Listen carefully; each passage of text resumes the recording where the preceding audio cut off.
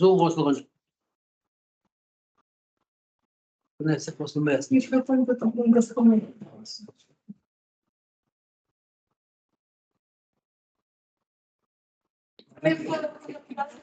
Диссертациялық кеңес мүшелері Лев Николаевич Гумилев атындағы Евразия ұлттық университеті жанындағы философия докторы дәрежесін беру жөніндегі 8-052 қоршаған ортаны қорғау кадрларын даярлау бағытында 6-06-09-00 география 8-05 іздеу географиясы және ақпараттық жүйелер 8-05 213 география мамандықтары бойынша бүгінгі диссертациялық кеңес мәжілісінің бұйрығымен таныстырамыз.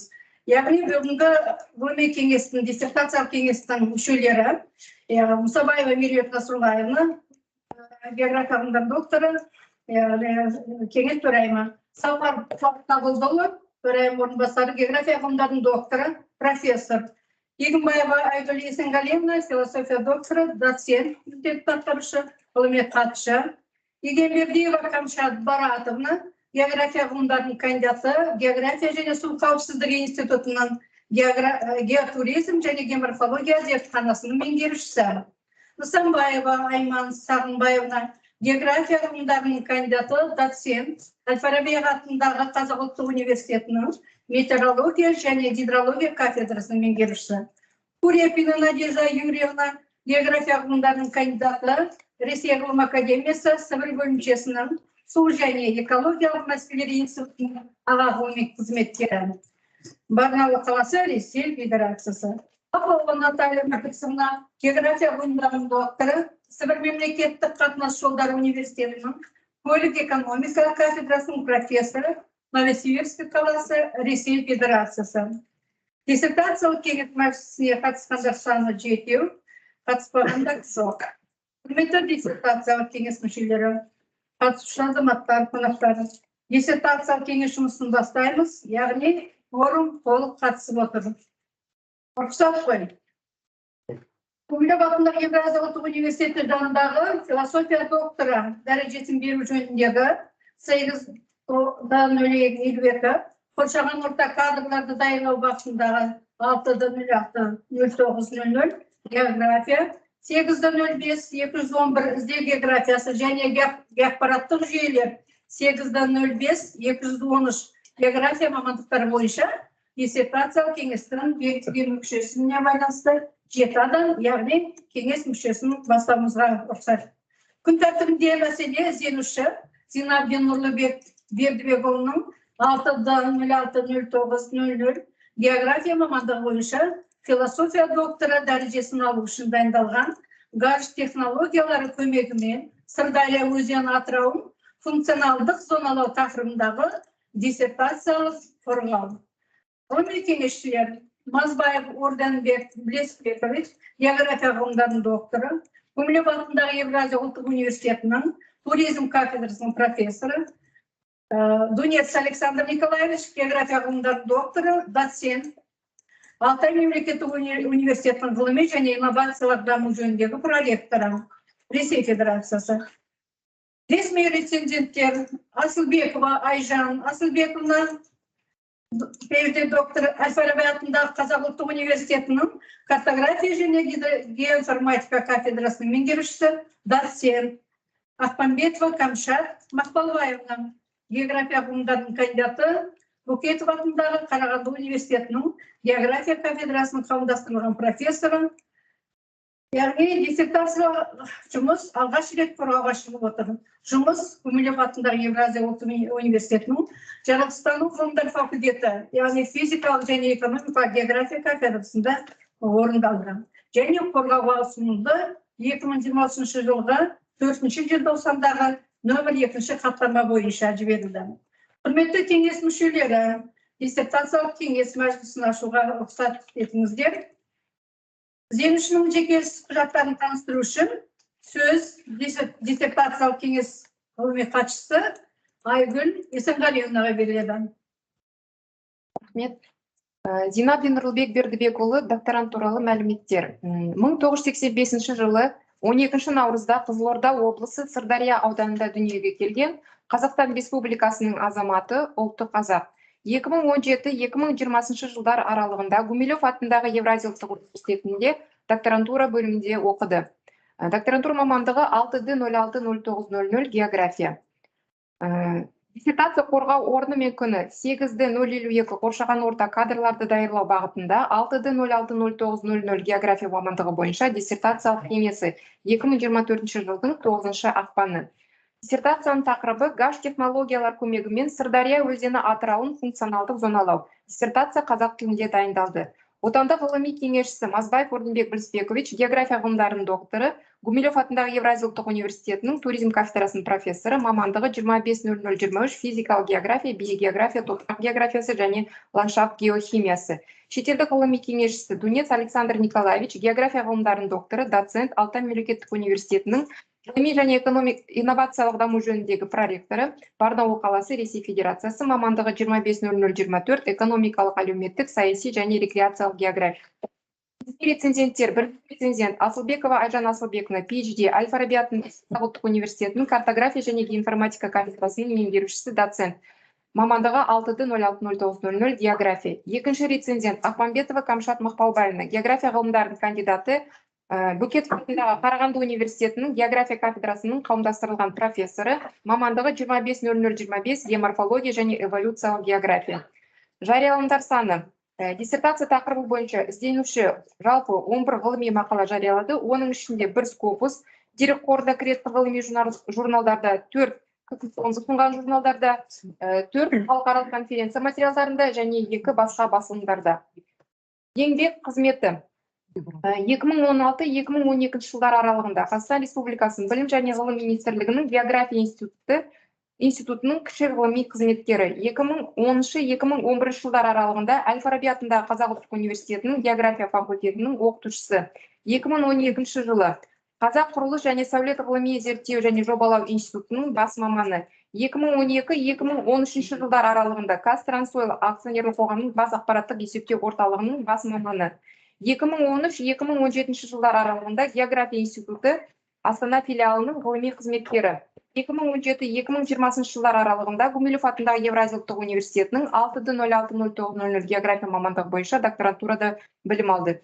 2020-2022 жылдар аралығында Астана халықаралық ғылыми кешенінің география және табиғат пайдалану институтының аға ғылыми қызметкері.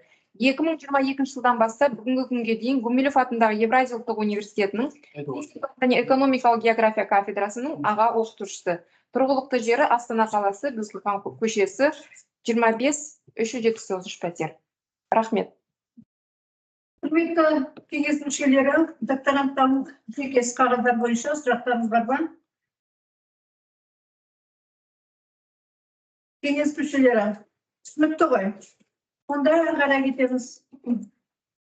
Олай болса, диссертацияның мазмұны мен негізгі нәтижелерін таныстыру үшін докторант Дина Нұрбек Бедбековна 20 минуттық регламент беріледі. Рахмет. Қайырлы күн, құрметті диссертациялық кеңес төрайымы, кеңес мүшелері және қонақтар.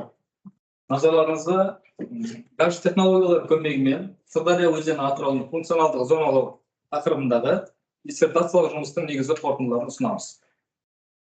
Зерттеу нысаны Сырдария өзенінің атырау аумағы. Зерттеу пәні ретінде Сырдария өзені атырау аумағын пайдалану режимін оңтайландыруға бағытталған аумақтық функционалдық зоналау ағымы. Сырдария өзенінің атырауы бұл табиғат жағдайлары бірегей, табиғи ресурстық әлеуеті жоғары, адамның шаруашылық әрекеттерінде тұрақтылығы төмен, бірегей экожүйелік кешен. Қазіргі кезде бұл аумақ табиғи экожүйелері бұзылған, флора мен фауна деградацияға ұшыраған және қолайсыз экологиялық ахуал салдарынан тұрғындардың денсаулығына елеулі зиян келгендіктен экологиялық апат аймағы ретінде белгілі. Ауыл шаруашылығын дамытудың қате стратегиясы мен табиғи ресурстарды тиімсіз пайдаланудың салдарынан туындаған негізгі мәселелерге Арал теңізінің деңгейінің күрт төмендеуі және ауқымды теңіз ұлтанының қалыптасуы, тұз шаң қоспасының жүздеген шақырымда тасымалдайтын шаңды дауылдардың көбеюі, био әртүрліліктің жойылуы және шөлейттену процестерінің жанданып жатыр. Суармалы егіншілік аумағын ұлғайту салдарынан табиғи ресурстар жоспаңдап, ауыл шаруашылығына арналған жер қойылды. Жергілікті халықтың экономикалық жағдайы нашарлады. Аумақты басқару мен пайдаланудың тиімді әдістерінің болмауы осы қалыптасқан мәселелерді одан әрі ушықтыра түсті. Енді бұл мәселелерді шешу үшін өңірде жерді тиімді пайдаланумен қатар, оның әлеуетін көтеру, антропогендік жүктемені азайту арқылы аумақтың экологиялық жай-күйін жақсарту, ол ғылыми негізделген жұмыстарды қажет етеді. Мәселені түбегейлі шешу үшін өңірде қалыптасқан табиғи жағдай мен ресурстарды, қазіргі жай-күйін, аумақтың функцияларын, аумақты пайдалану режимін жан-жақты зерттеп, қазіргі экологиялық ахуалға бейімдеп, жақсарту және тиімді пайдалану жолдарын қарастыру қажет. Тақырыбымызға сай осы гарш технологияларын қолдана отырып аумақты функционалды зоналау, бұл табиғат пайдалану шектеулерін реттеуге, аумақты ұтымды пайдалануға ұсыныстар әзірлеуге мүмкіндік береді. Осыған байланысты Сырдария өзені атырауын функционалды зоналаудың өзектілігі аумақтың тұрақты дамуы үшін қазіргі табиғат пайдаланудағы шиеленістердің алдын алу және шешудің ғылыми негізделген әдістері мен жолдарын іздеу қажеттілігіне байланысты. Жұмыстың мақсаты геоақпараттық технологиялар көмегімен Сырдария өзені атырауын функционалды зоналау және шиеленісті ареалдарды анықтап, ол аумақты тұрақты дамытуға бағытталған ұсыныстар әзірлеу. Осы мақсатқа жету үшін жұмысқа өзара байланысты бірнеше міндеттер қойылды. Бірінші, тұрақты даму мен аумақты функционалды зоналаудың теориялық және әдіснамалық негіздерін талдау, гарш технологиялар көмегімен аумақтың функцияларын анықтау және картографиялау, аумақтағы шиеленісті ареалдарды анықтау, және соңғысы, зоналар бойынша аумақты тұрақты дамытуға бағытталған ұсыныстар әзірлеу. Зерттеу жұмысының ғылыми жаңалығына өзен атырауы сияқты үлкен биосфералық маңызға ие жерлерге алғаш рет жасалған функционалды зоналарды айтуға болады. Және Сырдария өзені атырауындағы аумақ функцияларының анықталуын және гарш технологиясында 200 масштабта аумақ функцияларының карталар сериясы, функционалды зоналау және шиеленісті ареалдар картасы әзірленді. Анықталған функционалды зоналар бойынша ұсыныстар берілді. Мәселенің зерттелу деңгейі. Зерттеу жұмысын орындау барысында келесі автор ғалымдардың табиғат пайдалану туралы ілім идеялары қарастырылды. Пурашковский, Исаченко, Анучин, Арман, Минц, Герасимов, Глазецкий және басқа да көптеген ғалымдар айналысқан.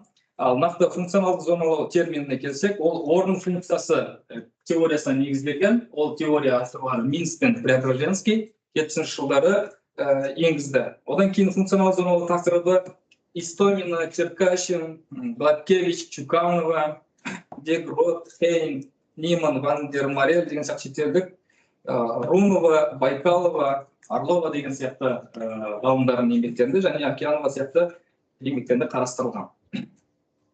Келесі слайд. Аумақты зерттеу жұмысын орындау барысында осыған дейін жүзеге асырылған бірнеше тәжірибелер, отандық және шетелдік тәжірибелер қарастырылды. Ол экранда көрсетілген Түркияның, Ресейдің және өзіміз Қазақстанда және Европалық жобалардың тәжірибелері қарастырылды. Келесі.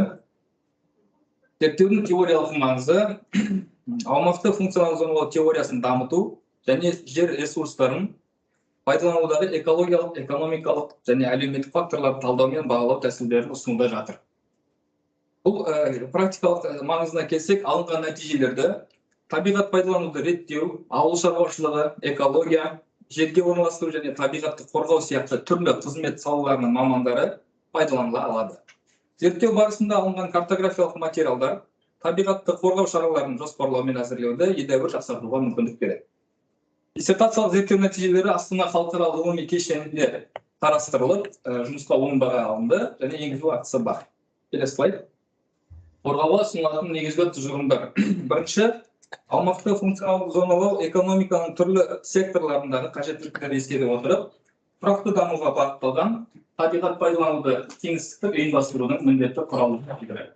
Екінші, гарш технологиялары аумақты функционалды зоналаудың тиімді және сенімді құралын ұсынады. Аумақтың табиғи орта жағдайын, әлеуметтік экономикалық дамуы мен экологиялық жай-күйін гарш технологиялар көмегімен талдау функционалды зоналарды анықтауға мүмкіндік береді. Үшінші, табиғат пайдаланудағы шиеленісті жағдай ықтималдығы, елді мекендер мен өзен көл маңайында жоғары және зерттеу аумағының борықтарына қарай, яғни Атырау борықтарына қарай азаяды. Төртінші, Сырдария өзені Атырау аумағындағы шиеленісті жағдайлар ықтималдығына жүргізілген талдау, негізгі қауіп факторлары су ресурстары мен селитивті зоналарға байланысты екенін көрсетті, және аумақтың пайдалануын жоспарлау ықтимал шиеленістердің алдын алуға мүмкіндік беретінін көрсетті. Келесі, зерттеу барысында тұрақты даму, табиғатты ұтымды пайдалану және функционалдық зоналау ұғымдарына, негізгі ұғымдарына түсініктемелеріне анықтамалар берілді, әдебиеттік шолу жасалды және осы үш ұғымның өзара байланысы арқылы функционалдық зоналаудың негізі анықталды.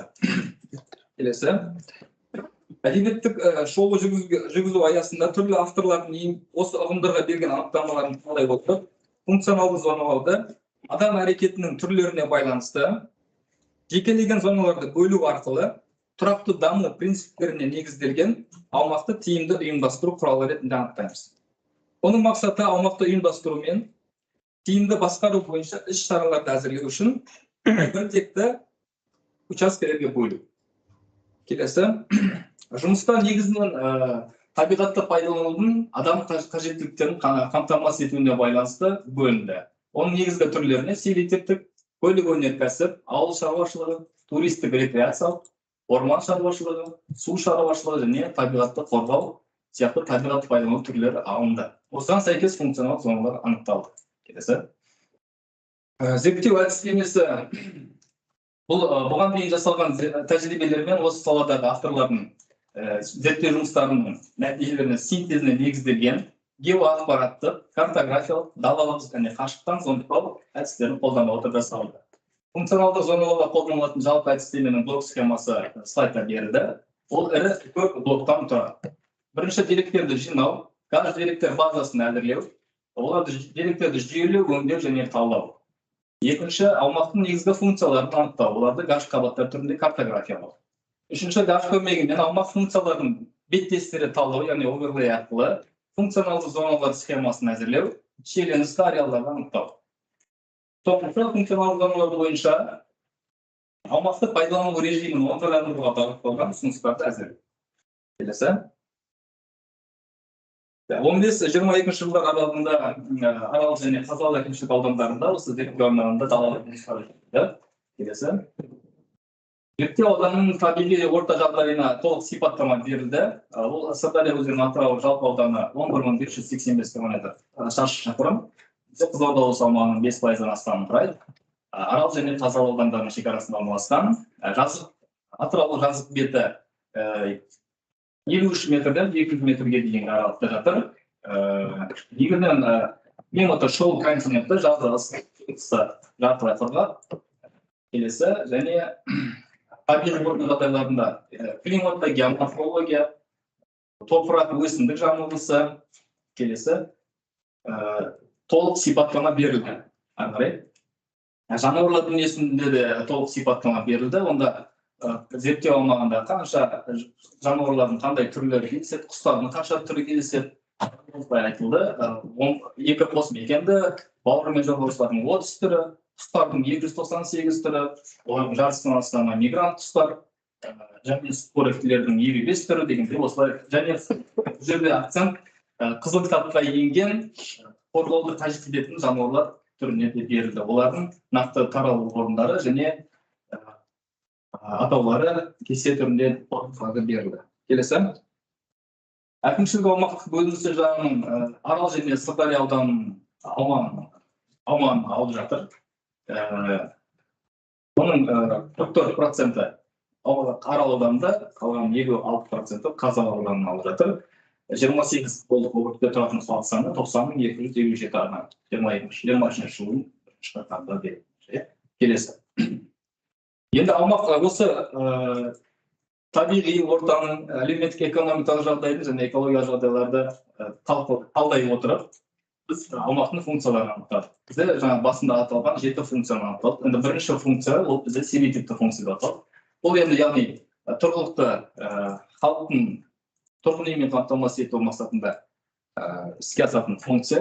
Мұнда Атырау аумағында 28 ауылдық округке қатысты 47 елді мекен бар. 90.297 адам тұрады дедік. Аумағы 9,18% алып жатыр. Ауданның келесі.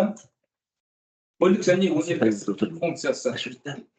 Көлік және өнеркәсіп функциясын біз бұл жерде көлік функциясы және өнеркәсіп функциясы жеке-жеке негізі әрқайсысы бөлек функциялар.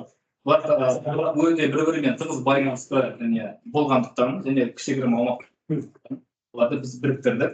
Көлік оның атқаратын аумақ ауданы 14.588 гектар құрады. Бұл көлік функциясына ие аумақтарға автомобиль және темір жол көлігі жерлері және олардың қорғау аймақтары кірсе, өнеркәсіп функциясын атқаратын аумаққа өнеркәсіп нысандарын, карьерлер, әртүрлі өнеркәсіпке қатысты пайдаланылатын жерлер кірді. Келесі слайд. Аумақтың көп бөлігін алып жатқан ол бізде ауыл шаруашылық функциясы. Бұл астық пен мал шаруашылығы үшін су ресурстарын пайдалануды қамтиды. Бұған негізінен егістік жер, жайылым, тыңайтқан жер мен шабындық учаскелер жатады. Келесі слайд. Ауыл шаруашылығы функциясымен сипатталатын аймаққа жалпы ауданы 963 гектар немесе қарастырылып отырған аумақтың 83% пайызы. Оның негізгі бөлігін жайылым жерлері алып жатыр. Егіс алқаптарында негізінен күріш өсіріледі. Келесі. Туристік рекреациялық функция. Бұл туристік рекреациялық функцияда саябақ, жағажай, демалыс зоналары, тарихи мәдени нысандар, аңшылық және балық аулау орындары және басқа да туристік және рекреациялық нысандар жатқызылды. Бұлардың жалпы ауданы 385 гектар құрады. Бұл зерттеу аумағының 3% құрады. Келесі. Зерттеу ауданының негізгі туристік рекреациялық нысандарына Арал теңізінің жағалауы, Қамыстыбас жағажайы, Көлмір жағажайы, Барсакелмес мемлекеттік табиғи қорығы, Жанкент қалашығы, Сырдария өзені. Негізінен көрсетілген. Барсакелмес қорығының Қасағұлан учаскесі бар, және Сырдария Атырау учаскесі бар. Одан кейін Қамыстыбас көлі, Кіші Аралдың экологиялық жағынан.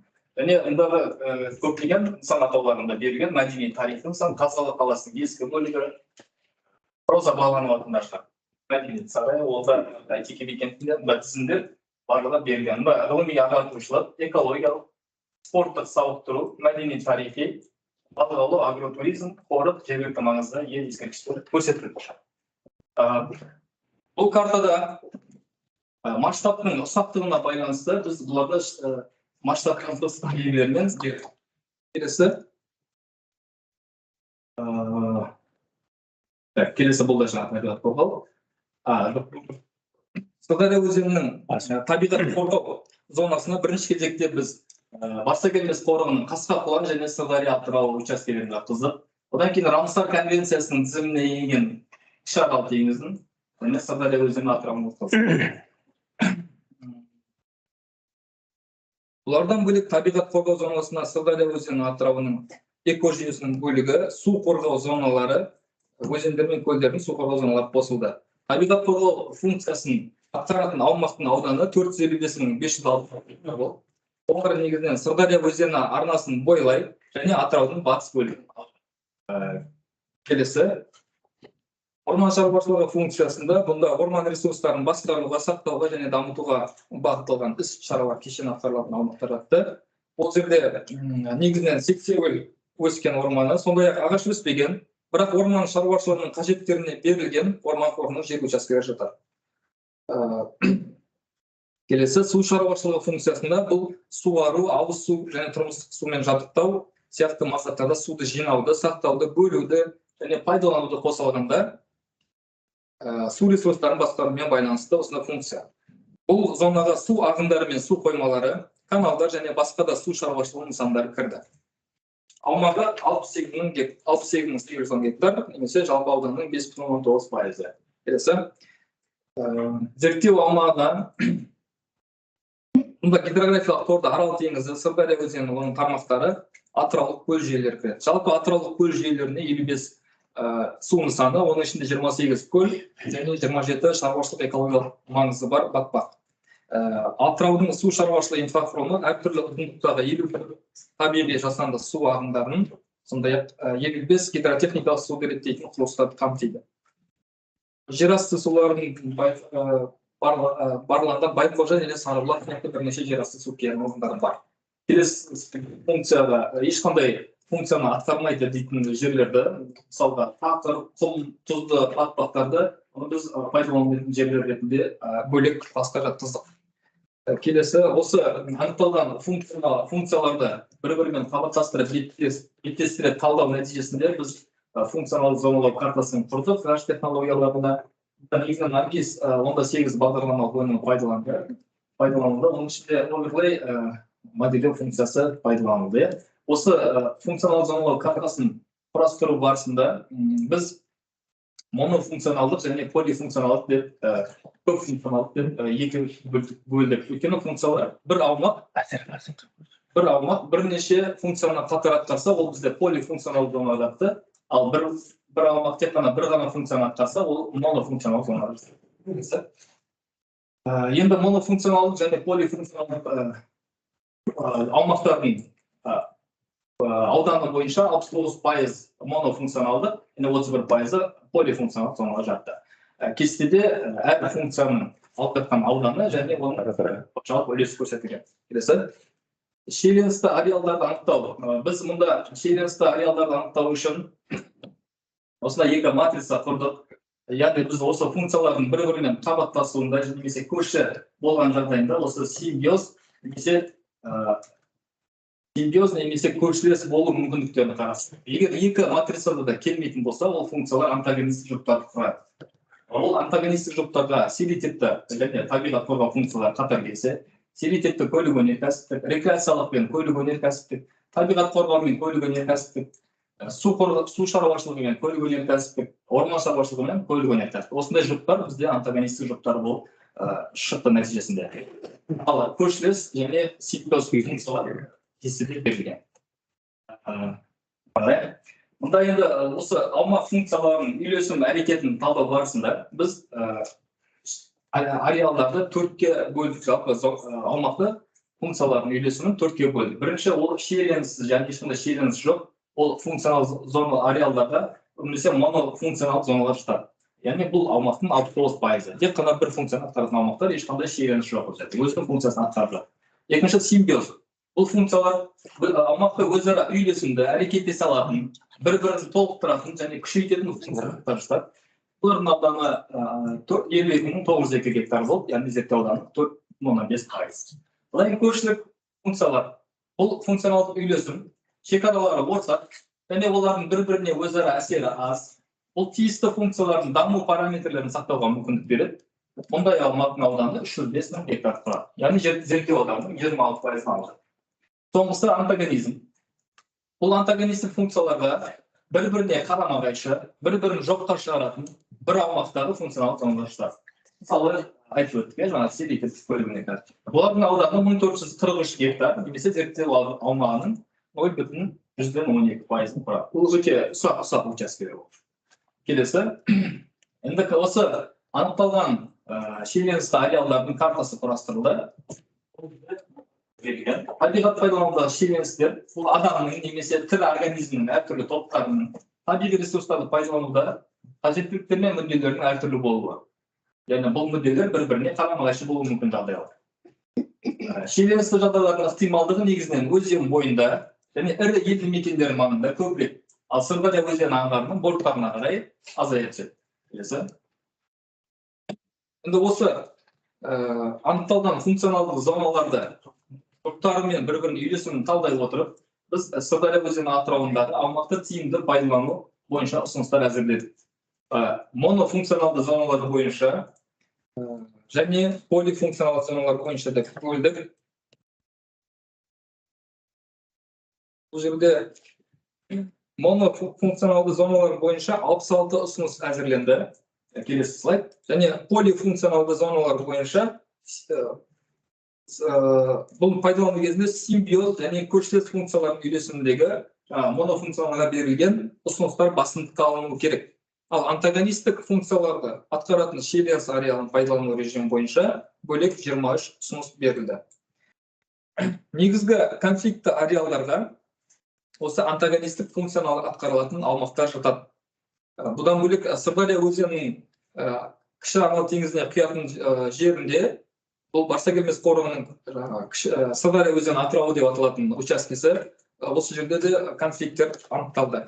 Бұл жерде енді бізде далалық зерттеу жұмыстарын жүргізу барысында байқағанымыздай, оған дейін Қаратерең ауылының балықшылары қорыққа кірген аумақтан балық аулап келген, сағадан балық аулайтын. Бұл аумақ қорыққа қосылғасын балықшылардың аумағы арқылы кіші теңізге шығуына тыйым салынды. Жергілікті тұрғындарды экологиялық сауат арттыру жұмыстарының кемшілдігімен қазіргі кезде де кішігірім шиеленістер болып тұрады. 22 жылы осындан өрт қоюларды байқадық. Қорық қызметкерлері мен жергілікті билік бұл шиеленістің алдын алу мақсатында экологиялық сауат көтеру жұмыстарын іске асырып келеді.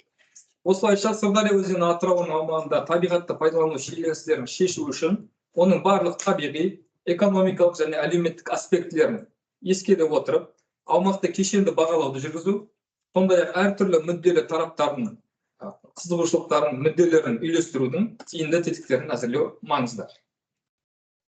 Осылайша біз функционалдық зоналар бойынша ұсыныстар беріп, келесі полифункционалдық зоналар бойынша бердік. Қорытындылай келе, зерттеу жұмысын орындау барысында аумақты функционалдық зоналар әдістемесі осыған дейін жүзеге асырылған отандық және шетелдік тәжірибелер мен зерттеу жұмыстарының синтезіне негізделген картографиялық, далалық және қашықтан зондтау әдістерін қолдана отырып жасалды.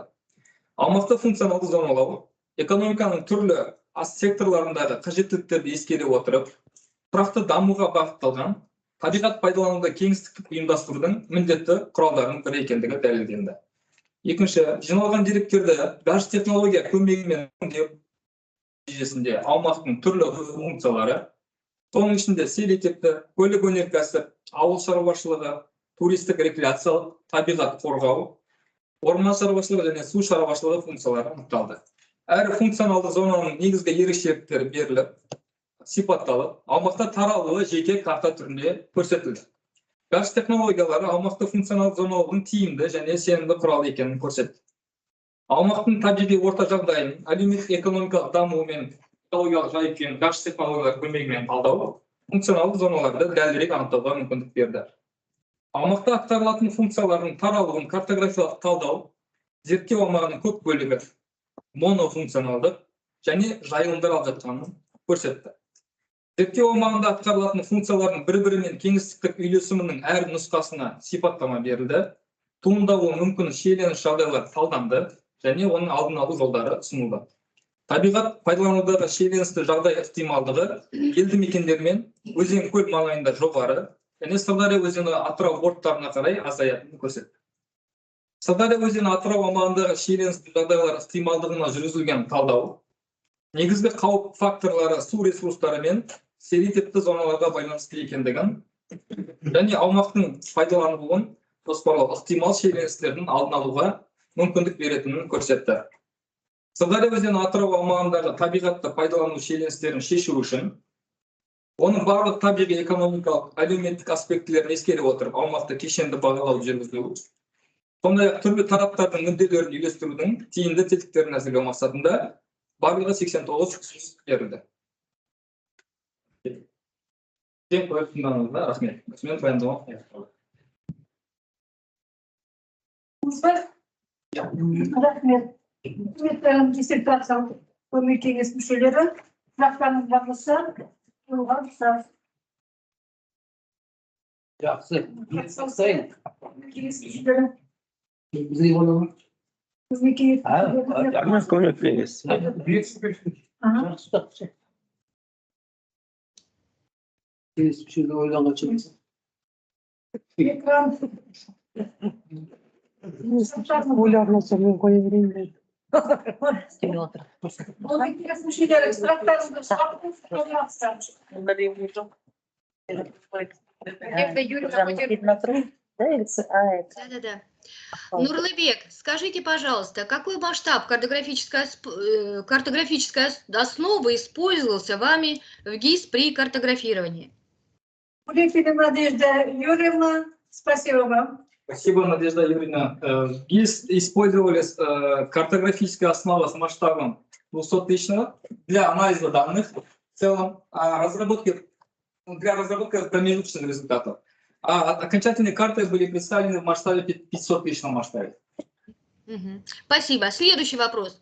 В какой системе координат проекции выполнялось картографическое моделирование, а в какой выполнялись картометрические измерения? Спасибо за вопрос. Картографическое моделирование и измерения картографические, это используется проекция Azimuth Equidistant Conic. Это выбор проекции.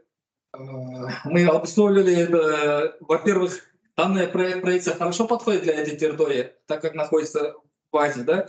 Во-вторых, эта проекция равновеликая. Там именно вот, когда что позволяет это сохранять площадь на карте, измерить площади на карте. Мы измеряем площадь для более адекватного отображения различных функций. А в конце, в-третьих, это для интеграции с другими данными, потому что другие карты были подготовлены именно на этой проекции. Спасибо, понятно. Так, следующий вопрос. Какие моделирующие функции ГИС использовались вами в работе? Моделирующие функции ГИС. Мы использовали оверлей, наложение, буферизацию, special анализ, там, пространственный анализ, пересечение мы используем, функции объединения, пересечения, ну, в основном наложение. Понятно. Понятно, спасибо. Так, следующий вопрос. Вот в диссертации я встретила, что перечислены вами данные дистанционного зондирования, вы их использовали в работе, да, там Landsat, Sentinel. Вот Bing я встретила впервые, ну вот где-то мне не приходилось с этой вот работать. Что это такое, что она собой представляет, Bing? Bing — это доступные космические изображения высокого разрешения. Он доступен в приложении SAS-Planet. Сейчас, к сожалению, вот это приложение закрыто, ресурс. Но я использовал диссертационную работу раньше, в 2021-2022 году, да. Высокого разрешения, доступные снимки. Как гугловские, яндексовские снимки можно скачать с привязкой. То есть сейчас вот данный ресурс, он закрыт и для вас тоже, да? Да, и для нас тоже закрыт. Только для России все закрывает. Хорошо, и последний вопрос.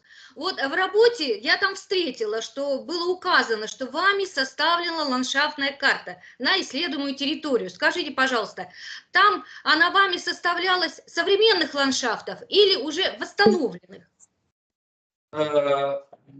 Ландшафтная карта, это изначально мы включили ландшафтную карту, но во время предзащиты и в дальнейшем это исключение было выявлено, что эта карта не соответствует требованиям и целям нашего исследования. Поэтому мы убрали, но в некоторых местах слово «ландшафтный» остались. Потому что тут я у вас не увидела в дальнейшем. Спасибо, спасибо большое. Капшат Маратовна, рахмет деп отыр. Рахмет.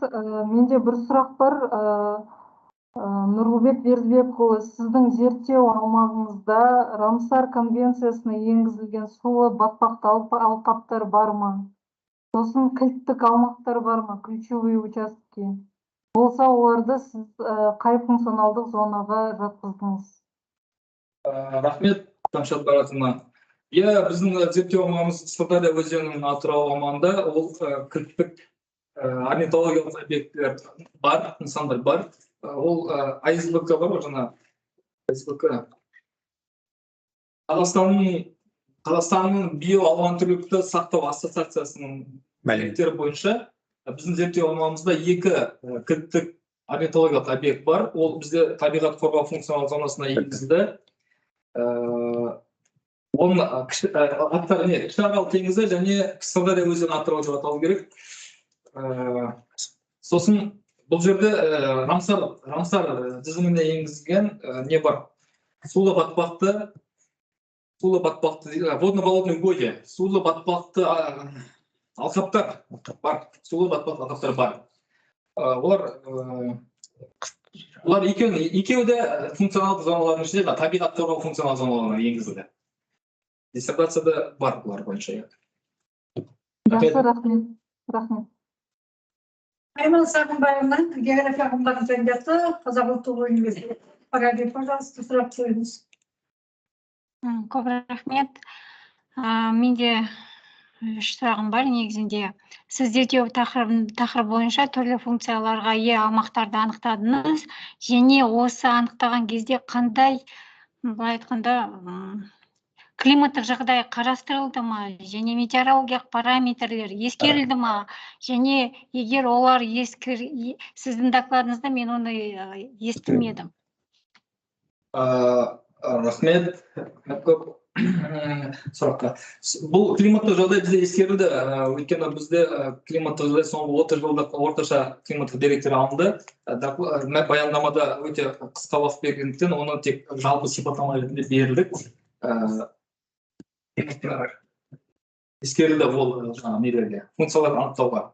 Бұл жерде жаңағы ауаның орташа температурасы, жауын-шашын мөлшері, жел, оның барлығы жаңағы адамның тұруына қолайлы емес, селективтік мысалға аумақтар болса, оған қолайлы ма, қолайлы емес па, сол жағынан біз климаттық деректерді қолдандық.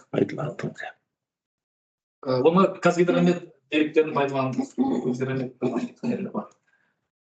Екінші сұрағым, Сырдария өзені атырауындағы табиғи қорғау функциясы анықтау барысында осы аймақтың су басуға ұшырау мүмкіндігі бағаланды ма? Бағаланса, ондай қаупі қандай болды? Қалай анықталды?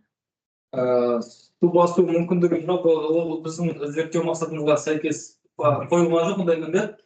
Және біз табиғат қорғау функциясында нақты сол жердегі биоалуантүрлілікті сақтау, қызыл кітапқа енген өсімдіктер мен жануарларды сақтап қалу, жойып кетуден сондай құнды экожүйелерді сақтау бойынша соған қызмет ететін аумақтарды ғана жатқыздық. Ал уақытша жаңағыдай қауіп қатерлерден келетін оларды бізге мақсатымызға сәйкес келмеген басқа. Жарайды, онда сол үшінші соңғы сұрағым, сізде осы карталарды функцияларға сіз бөліп, аймақтарды бөлдіңіз да, енді болжамдық осындай карталар бар ма? Или ұсыныстарыңыз бар ма? Бізде жаңағы 89 ұсыныс берілді, бұл аумақты пайдалану бойынша. Карталар бізде нақты жағдайға жасалған, болжамдық оны көздеген жоқпыз. Оны бірақ негізі жасауға болады деп ойлаймын. Кейін. Бірақ бізде онда бізде тек қазіргі жағдайын талдадық та, соған байланысты нақты аумақтың атқаратын функциясын анықтадық. Олар бір-бірімен беттестер талдау арқылы шиеленісті шығаруға тырыстық. Сосын сол шиеленісті мен оны түсіндім, нақты жағдай талданды. Енді менің сұрағым болжамда қалай болады, сол бағаланды ма, бағалаған жоқ па? Негізінде қызық қой. Қалай өзгереді? Ол енді жарайды, рахмет. Проект жазамыз.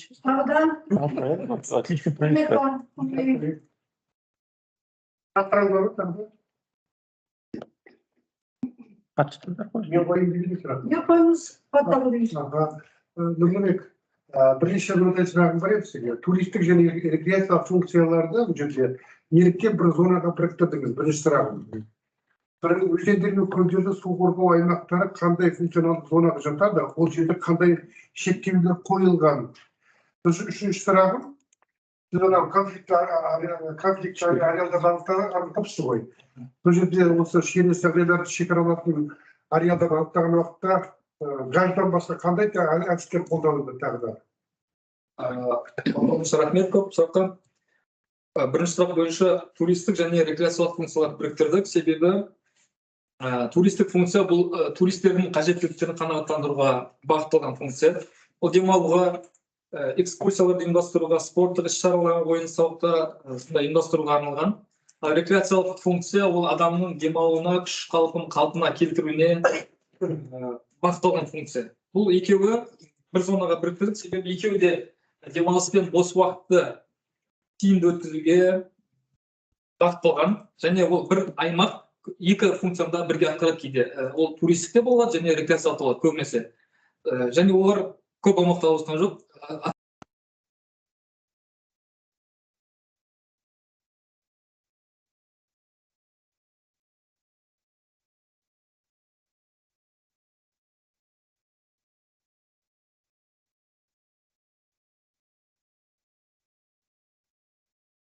Ничего не слышно. Естілмейді. Не слышно только у меня или у всех? Менде де естілмей тұр. Дауыс естілмейді. Өзендер мен көлдердің су қорғау аймақтары бұл табиғат қорғау функциясына зонасына жатады. Бұл аймақтар табиғи биоалуан түрлілікті, су экожүйелерін сақтау және су ресурстарының тазалығын қамтамасыз ету үшін маңызға ие.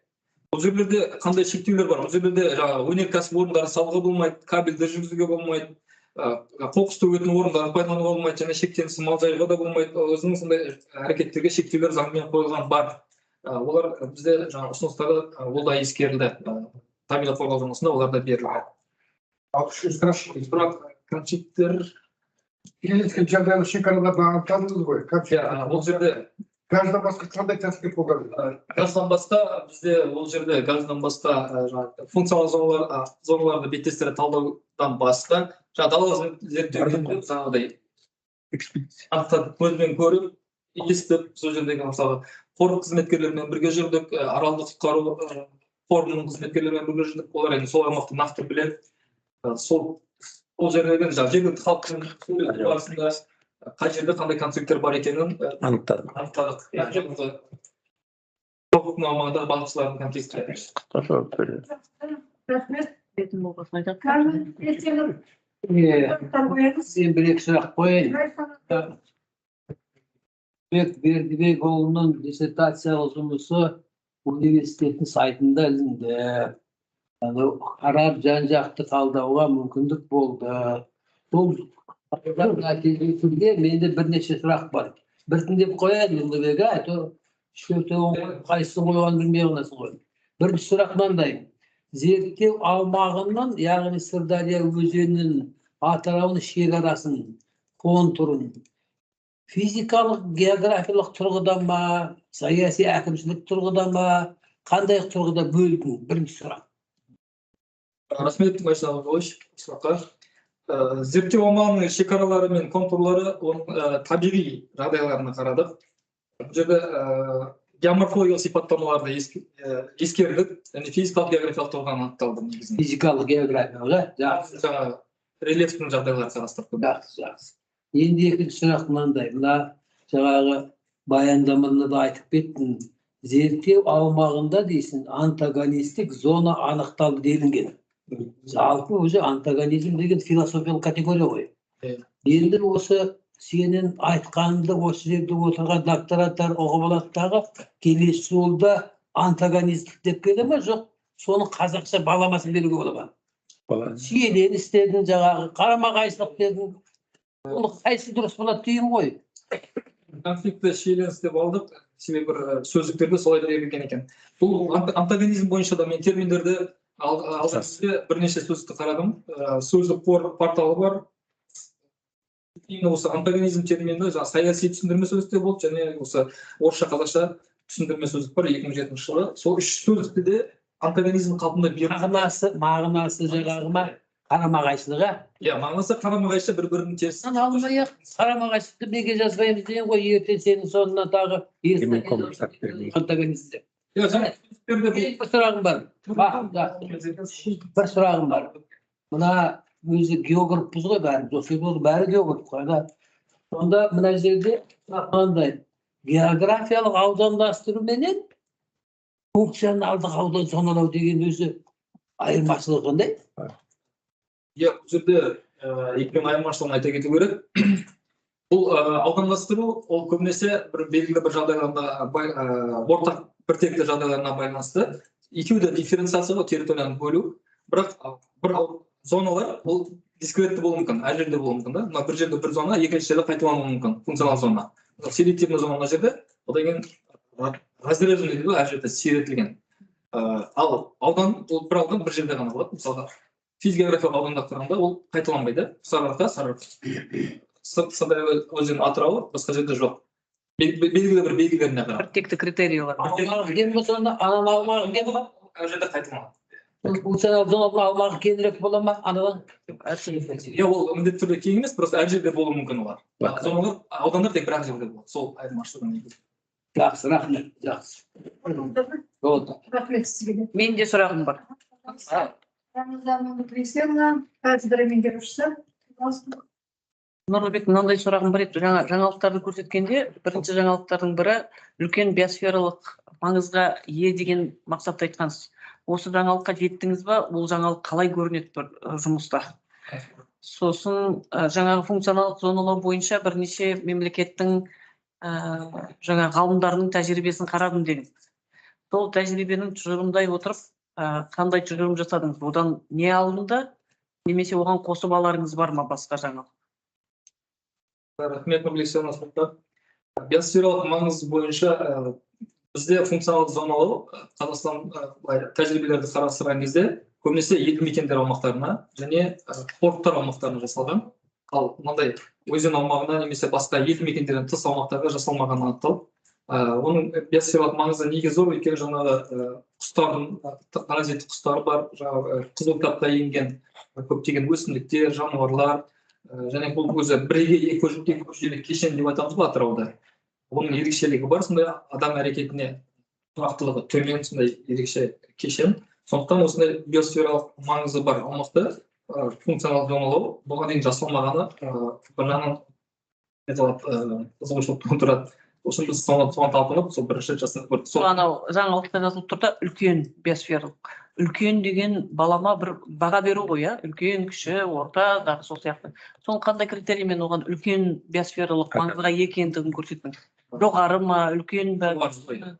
Жоғары деген. Бәсет, жоғары деген сөз болар, жоғары деген сол қандай критерий бойынша берілді? Кімнің критерийі бойынша? Ол жерде нақты біз критерийлермен қараған жоқ, бұлай немен айтылады. Өзен Атырауында жаңағы ерекше сирек кездесетін өсімдіктер, жануарлар кездесетін орындар көбірек болғандықтан солай ойылып бара жатқан нелер көп. Жоғары. Тәжірибеге байланысты функционалдық тәжірибе бойынша біз шетелдік және отандық ғалымдардың тәжірибесін қарастырдық және оның біздің жұмысымызға келетін бөлігінен синтез жасадық. Қайсынан қарап, кім қалай, қандай әдіс қолданған, қандай материалдар қолданған. Бұл функционалдық зоналаудың бір ерекшелігі, бір қиындығы деп айтуға болады. Бұған өте көп деректер керек. Ол енді қолда бар деректерге байланысты әдістер де кішкене өзгеріп тұрады екен әр ғалымдарда. Бір ғалымдарда деректер әкімшілік аумақтық территориялар бойынша, ол сол бойынша жасайды екен. Ал жаңа Чукалованың зерттеу әдістемесі соны өзіңізге біздің территорияда. Соған тоқталдыңыз, сонда? Негізінен сол жақсы. Мен бір сұрақ қояйыншы, Нұрлыбек. Мына жерде сіздің жұмысыңызда конфликт ареалдарды көрсетіпсіз да жұмысыңызда. Не мақсатпен көрсетіп отырсыз? Қалай анықтап отырсыз конфликттер ареалдарды? Жалпы бұл жұмыстың мақсаты сол зерттеу аумағында ғана айтып отырып, көптеген мәселелер бар. Ол мәселелерді шешу үшін бір қандай да ұсыныстар беру керек. Ғылыми зерттеу жұмыстарын жүргізіп, ұсыныстар беру керек. Ұсыныстар беру үшін бірінші сол конфликті зоналарды анықтап алу керек болды. Конфликті зоналарды анықтау үшін бірінші функционал зоналардың өзін анықтау керек болды. Функционал зоналардың өзін анықтау үшін талдадық әртүрлі климат, табиғи орта жағдайын, әлеуметтік экономикалық жағдайын, экологиялық жағдайын, жерді пайдалану жағдайын, олардың бәрін біріктіріп, бірлестіріп талдау арқылы функциялардың үйлесімін талдадық. Функциямен келмейді. Матрица болып бізде әр функцияның келесі функциямен үйлесімділігі жайлы. Олар бір-бірімен көрші бола ма, симбиоз бола ма, немесе олар антагонист па, бір-бірімен қарама-қайшы ма. Сол арқылы антагонист функцияларды біз конфликттер ретінде анықтадық. Олар мысалға жаңағы адамның тұратын жерінде қасында өнеркәсіп орындары болса, оның зияны көбірек. Сол жерде конфликттер болады. Және табиғат қорғау орындары болса, соның қасында елді мекен болса, ол жерде конфликт көбірек болады. Сол конфликтті шешу үшін, сол шешу арқылы тұрақты дамуға бір жөн сілтеу деп айтуға ма, шаралар беру, сондай мақсат көзделді. Тағы екінші сұрақ осы сіздің алдыңызда сізге тақырыпқа осы жақын бір қазақтардың ғалымдары жасады ма, жазды ма? Кімдер? Иә, бізде бұл туралы Кемірбаева Роза Абдрахимовна Розаның диссертациясы бар, кәсіби маңы бойынша жасалған. Онда көбінесе әлеуметтік экономикалық география жағынан келеді. Одан кейін мен қараған диссертациялардың ішінде Казгуда Шынардың диссертациясы автор рефератымен танысқанда, ол Алматы облысына бір раздел, бір бөлік ретінде осы функционал зоналар кіргізген. Ол жоқ жұмыстар қарастырылған. Жоқ. Сосын бізде ғылыми зерттеу жобаларын жұмыстар жүргізген. Біріккен ұлттар ұйымының даму бағдарламасының қолдауымен география институты жүргізген үлкен жоба бар. Соның отчеттары, материалдары бұлда жұмыста ескерілді. Жақсы, рахмет. Құрметті диссертациялық кеңес мүшелері, сұрақтарыңыз бар ма тағы да? Есть вопрос, пожалуйста. Если нет, онда жеткілікті. Достаточно. Естестермен? Онда келесі сөз отандық ғылыми кеңесші Назбаев Орданбек Леспековичке беріледі. География ғылымдар докторы, профессор. Рахмет. Диссертациялық кеңестің төрайымы, мүшелері және қонақтар, қатысып отырғандар. Бүгінгі диссертанттың жұмысы пікірде жазылған, жетекшінің пікірінде. Сондықтан сол протоколға сондағы айтылғандар толық енеді деген сенімдемін. Ондағы айтылған нәрсе диссертациялық жұмыстың маңыздылығы және де диссертанттың 3 жыл оқу барысында істеген іс-әрекеттерінің оң екендігі және зерттеу жұмысына дайын екендігі айтылады келіп, мен осы бүгінгі диссертациялық кеңесте қорғауға ұсынған болатынмын. Бұл жетекшінің пікірі. Енді орыс тілді адамдар отырғандықтан вкратце я расскажу, что докторант Нурлыбек Зейнабдин в данное время, он докладывал о своей работе, исследовательской работе. Его мы знаем как исследователь-полевик. Он работал в составе экспедиции Института географии и водной безопасности, поэтому он свободно, совершенственно владеет материалами. Выбранный объект исследования и предмет исследования – это четко и ясно. Поставленные задачи выполнены полностью, даже на 110%, так как очень много рекомендаций. И спасибо тем, кто задавал вопрос по ходу обсуждения.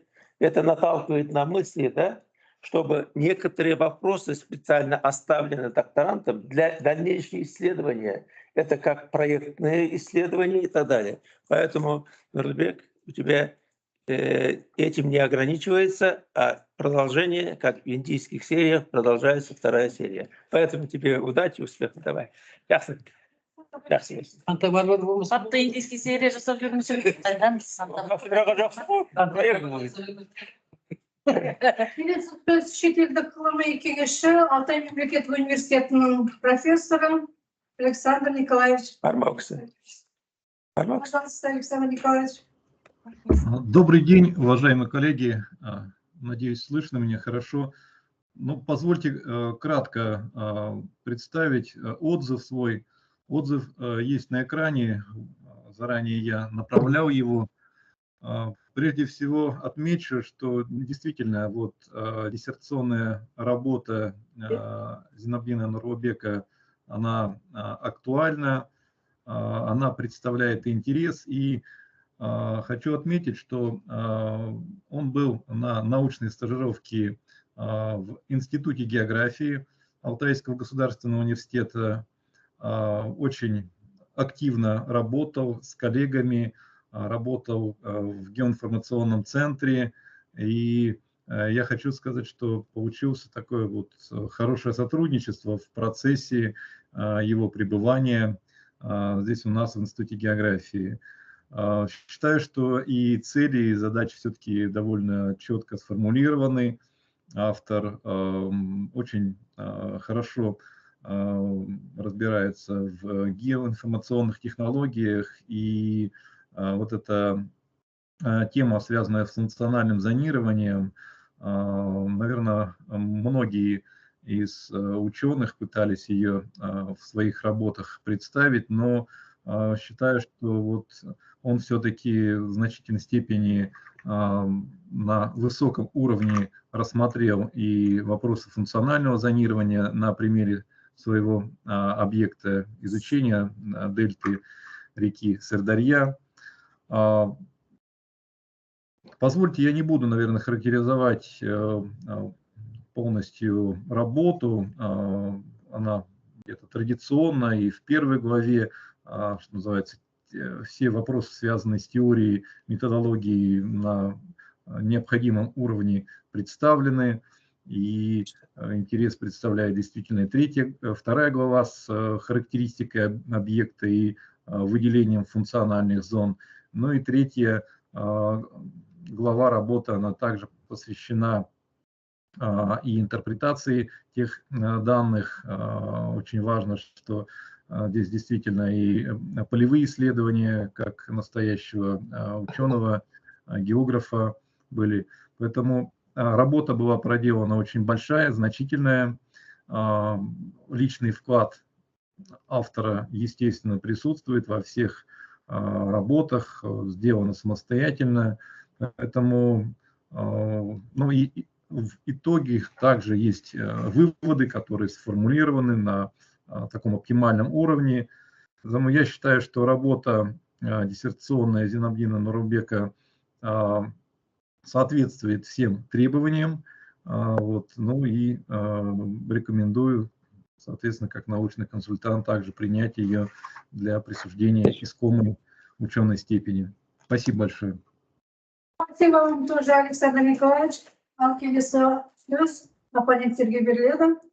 Бірінші ресми оппонент Әл-Фараби атындағы қазақ университетінің картография және геоинформатика кафедрасының меңгерушісі Датсен Басылбекова Айжан Есімбековнаға беріледі.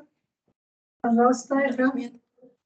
Рахмет, қайырлы күн, құрметті комиссия төрайымы, құрметті комиссия мүшелері және де қонақтар. Өзімнің пікірімді оқуға рұқсат етіңіздер. Мен басқа компьютерден оқығандықтан былай басқа жаққа қарап отырамын, бірақ та дегенмен де экранда да сіздердің назарларыңызға ұсынылған. Диссертация бірінші критерий бойынша диссертация тақырыбының бекіту күніне ғылыми даму уақыттарына және немесе мемлекеттік бағдарламаларға сәйкес болуы. Жалпы критерий сәйкестігі бірде-бір ғылымның даму бағыттарына және мемлекеттік бағдарламаға сәйкестігін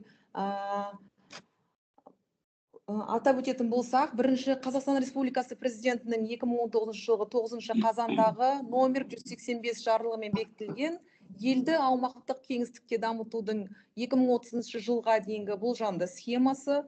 Екіншісі Қазақстан Республикасы үкіметінің 2020 жылғы 29 шілдедегі номер 479 қаулысымен бекітілген Қазақстан Республикасының жасыл экономикаға көшу жөніндегі тұжырымдаманы іске асыру жөніндегі 21-30 жылдарға арналған іс-шаралар жоспары. Үшіншісі Біріккен ұлттар ұйымының 21-25 жылдарға арналған тұрақты даму саласындағы ынтымақтастықтың негіздемелік бағдарламасы және Қазақстан Республикасының агроөнеркәсіптік кешенін дамыту жөніндегі 21-25 жылдарға арналған ұлттық жобасының негізгі мақсаттарымен тығыз байланысты. Біріншіден, диссертация мемлекеттік бюджеттен қаржыландыратын жобаның немесе нысаналы бағдарламаның аясында орындалғанын атап өткім келеді. Бұл диссертация Қазақстан Республикасының үкіметі жанындағы жоғарғы ғылыми техникалық комиссиясы бекіткен 23-25 жылдарға арналған ғылымды дамытудың 10 басым бағыттарының бірі жаратылыстану ғылымдар саласындағы ғылыми зерттеулер бағытына сәйкес орындалған. Екіншісі бойынша ғылыми маңыздылығы жұмыс ғылымға елеулі үлес қосылған, ал оның маңыздылығы толық ашылған. Ұсынылған диссертацияда геоақпараттық жүйелер және функционалдық зоналау саласындағы әртүрлі әдістермен тәжірибелерді біріктіретін интегративті тәсіл ұсынылған. Автор теориялық негізді ғана емес, сонымен қатар 200 мыңдық масштабтағы карталар сериясын ұсына отырып, өзен атырауындағы аумақтың негізгі функцияларын анықтаған. гаж технологияларын қолдана отырып карталар әзірлеген, оның ішінде функционалдық зоналар карталары мен жоғары шиеленісті ареалдар картасы бар. Өзен атырауындағы жерді пайдаланудың оңтайландыру бойынша әзірленген ұсыныстар аумақты тұрақты дамыту үшін практикалық кеңестер берген.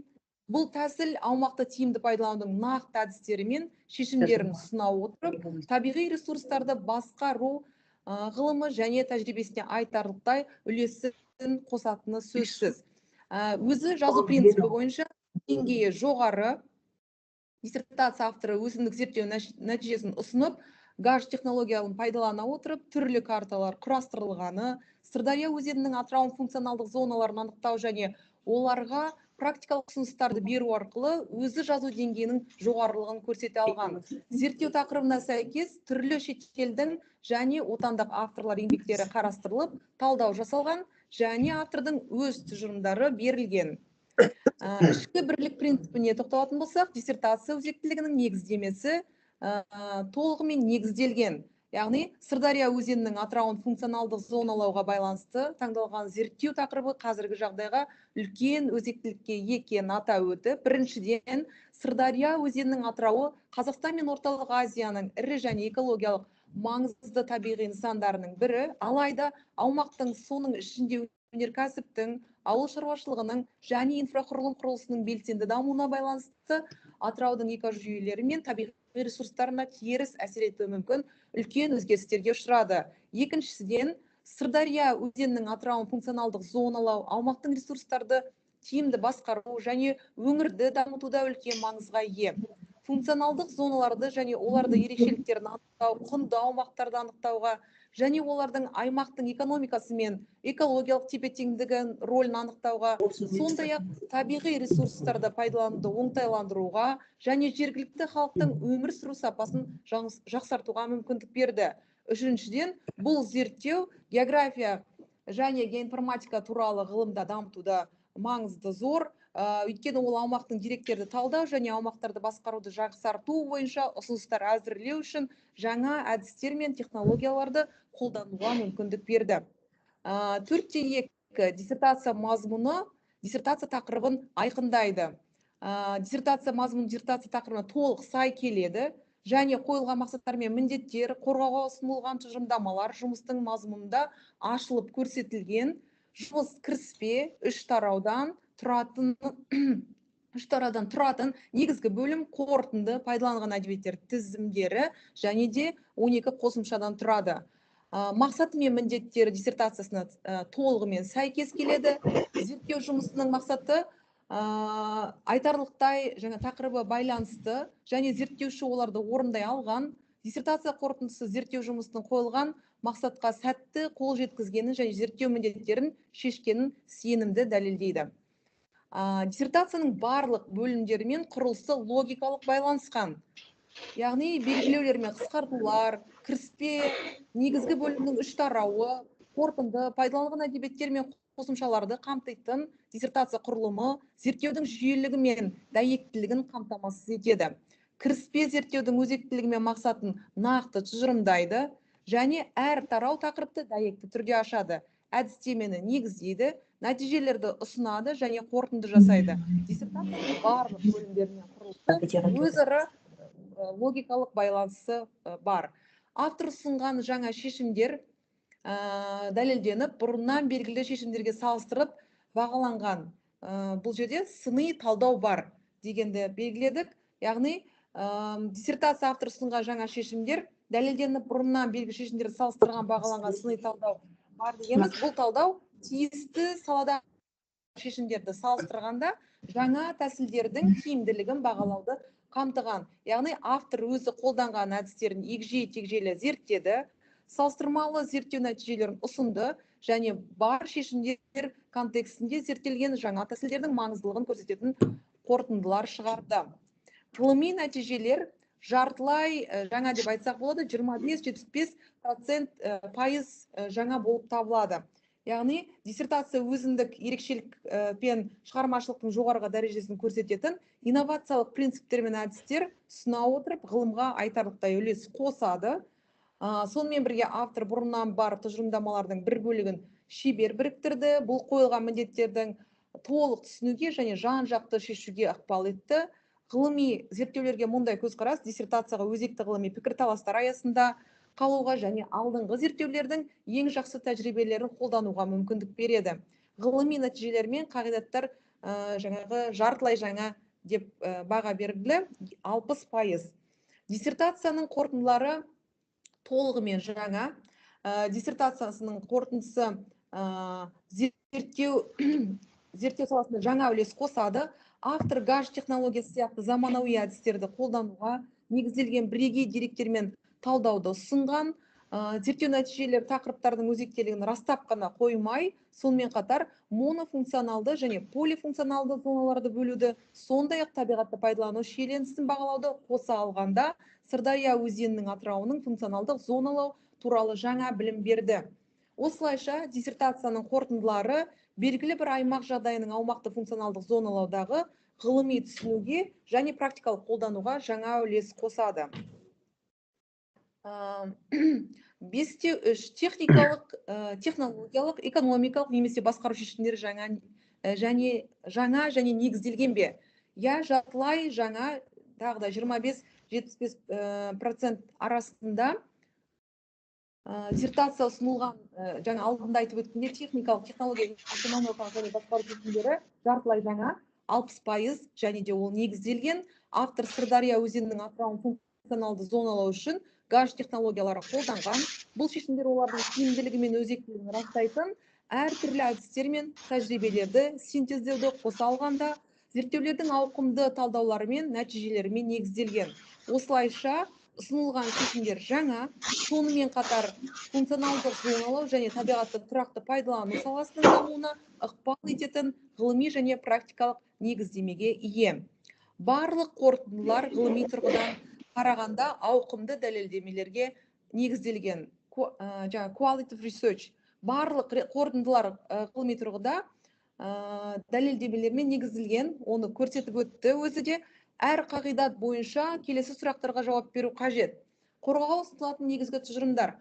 Аумақтық функционалдық зоналау экономиканың түрлі секторында қажеттіліктерді ескере отырып, тұрақты дамуға бағытталған табиғат пайдаланудың кеңістік ұйымдастырудың міндетті құралдарының бірі. Қағидат дәлелденді ме? Дәлелденді. Тривиалды ма? Жоқ. Жаңа ма? Я. Қолдану деңгейі орташа. Мақала дәлелденген бе? Я. Екінші, гаж технологиялары аумақтық функционалдық зоналаудың тиімді және сенімді құралын ұсынады. Аумақтың табиғи орта жағдайын, әлеуметтік экономикалық дамуы мен экологиялық жай-күйін гаж технологиялар көмегімен талдау функционалдық зоналарды дәлірек анықтауға мүмкіндік береді. Қағидат дәлелденді ме? Дәлелденді. Тривиалды ма? Жоқ. Жаңа ма? Я. Қолдану деңгейі кең. Мақалада ол дәлелденген.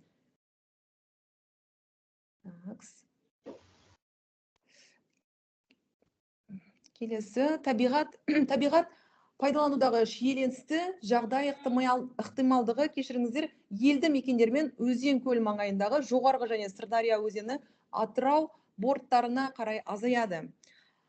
Қағидат дәлелденді ме? Дәлелденді. Тривиалды ма? Жоқ. Жаңа ма? Я. Қолдану деңгейі кең. Мақалада ол дәлелденген.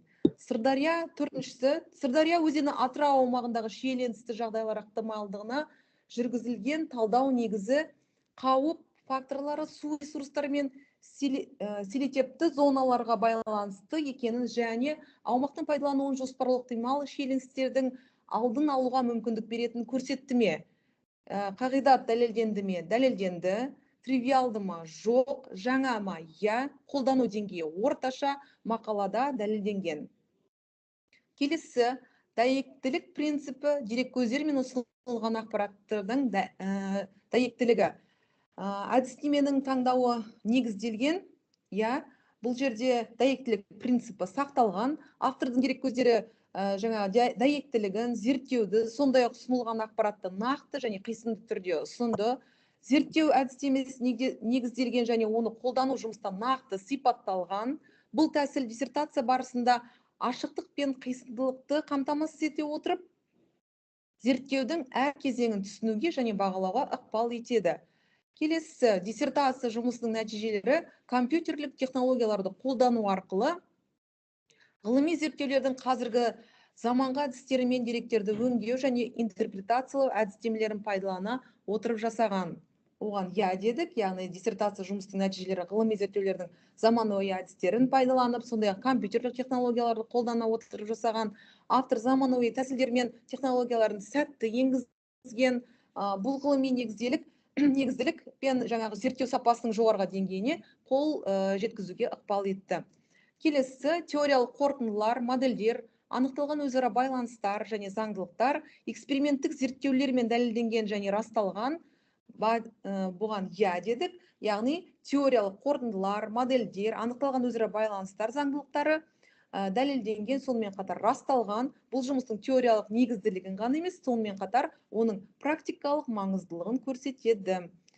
8-4 маңызды мәлімдемелер жаңағы нақты және сенімді ғылыми әдебиеттерге сілтемелермен расталған.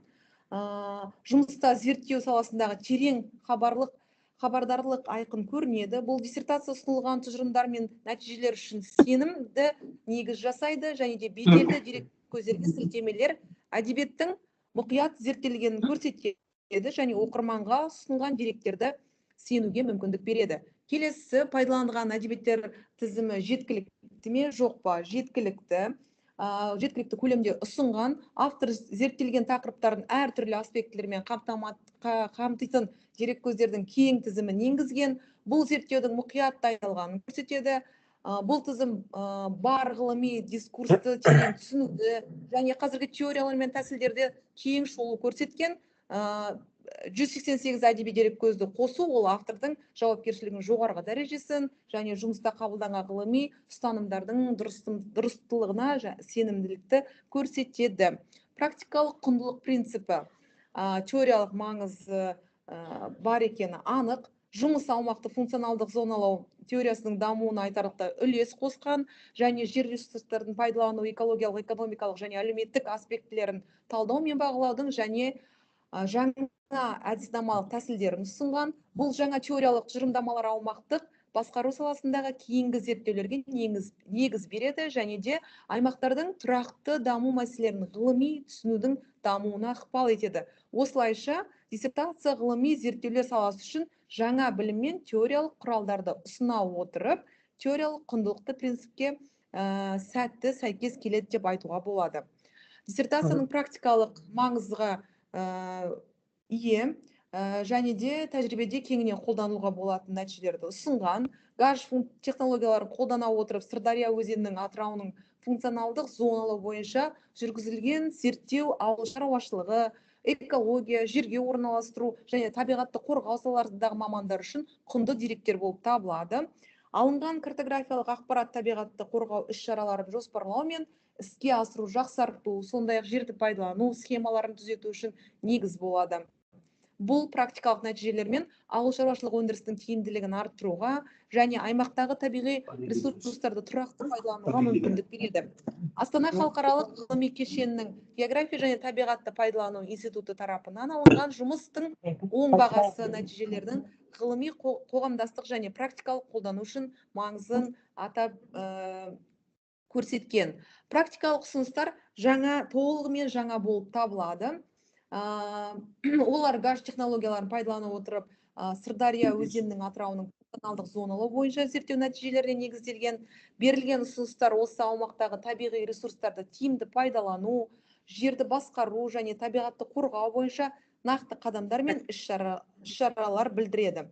Осылайша олар ауыл шаруашылығы, экология және табиғи ресурстарды басқаруды қоса алғанда әртүрлі қызмет салаларындағы нақты және мақсатты нұсқауларды беру арқылы зерттеу нәтижелерін практикалық қолдану саласына жаңа үлес қосады. Академиялық жазу сапасы жоғары, яғни диссертация академиялық жазудың, алайда бұл жерде диссертациялық жұмыстағы бірқатар ескертулер мен ұсыныстарды атап өткен жөн.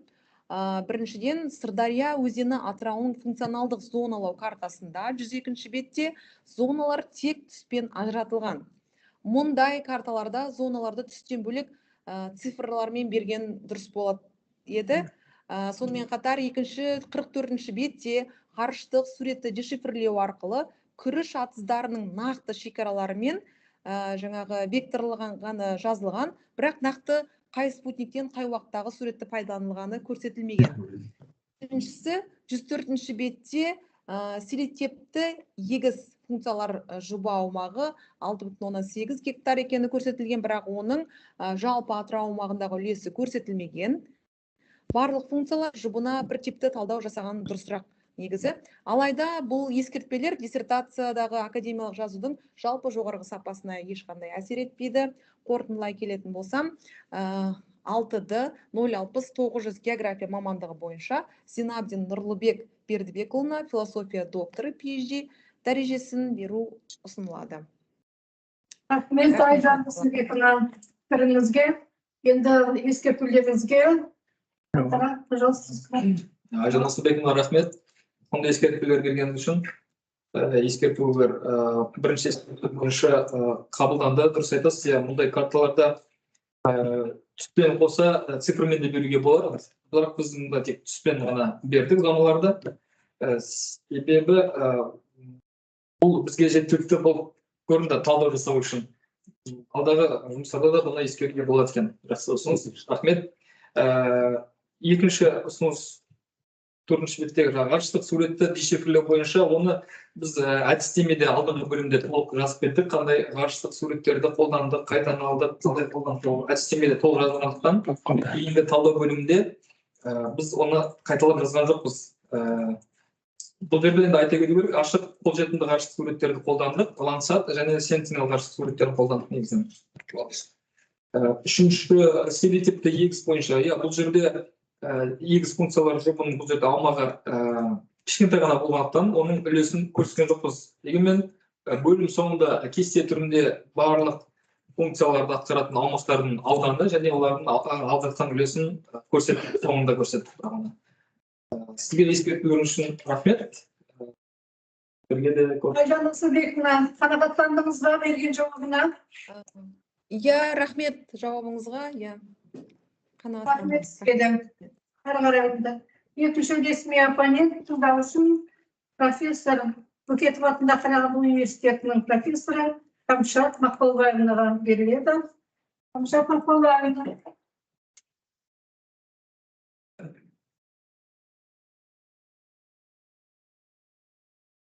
Рахмет.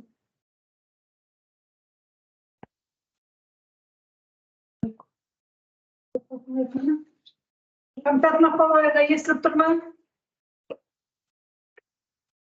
Слышно? Микрофон қосмады.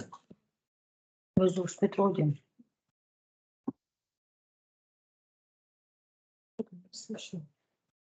Камшат Мақпалбаевна, естіп тұрсыз ба бізді? Микрофон қосу керек. Микрофоныңызды қосыңыз. Она говорит, но... Включите микрофон.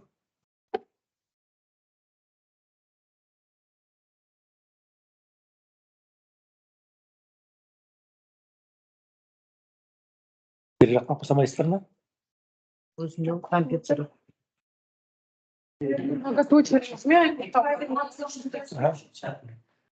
Камшат Мақпалбаевна.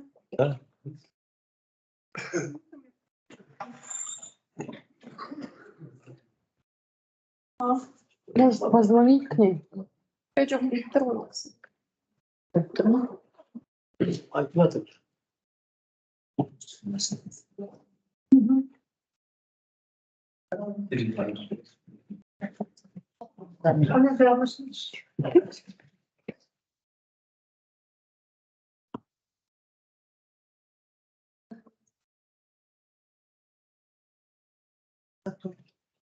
Айгүл микрофон қосылмай тұр ма не?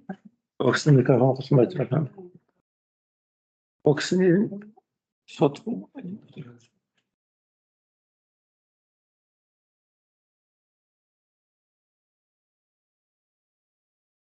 Оқиды біз айып.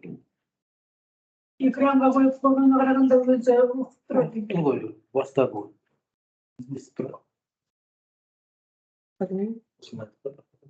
Зачитайте.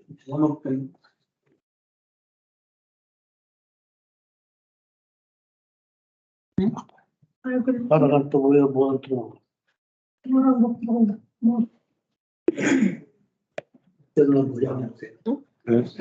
Норм была, поэтому.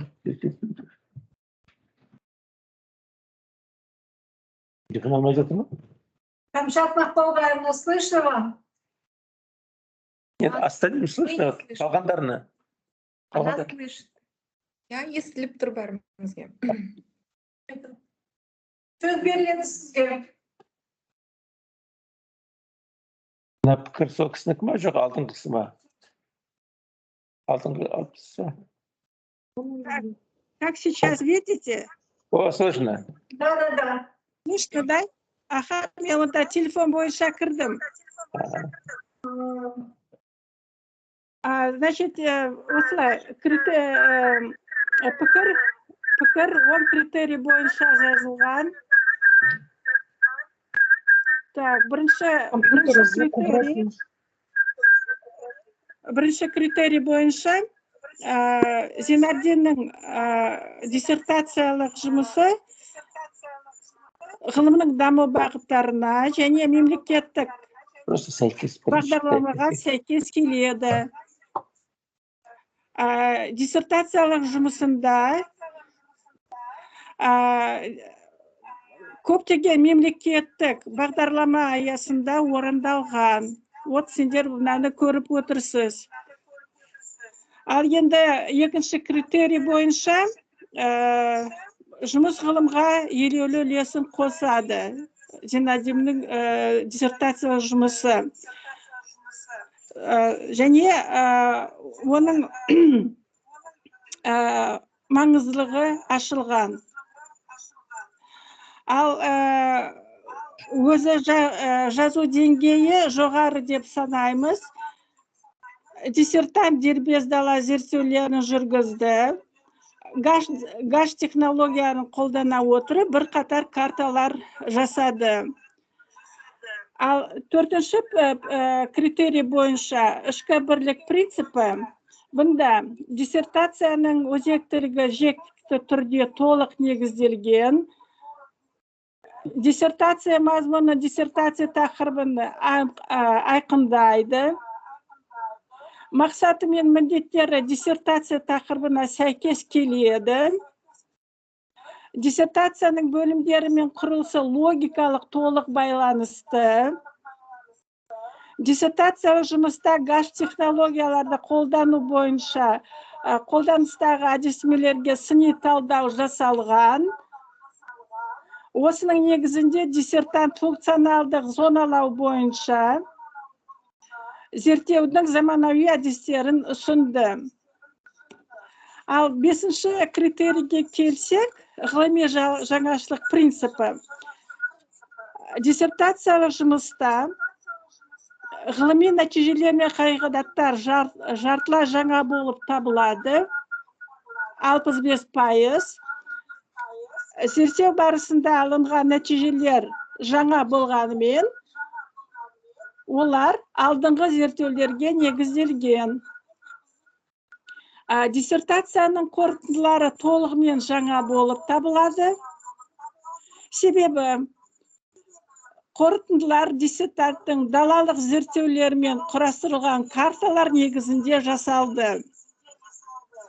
Ал техникалық, технологиялық, экономикалық, немесе басқару шешімдері толығымен жаңа болып табылады. 6-шы критерий бойынша барлық қорытындылар ғылыми тұрғыдан жақсы негізделген.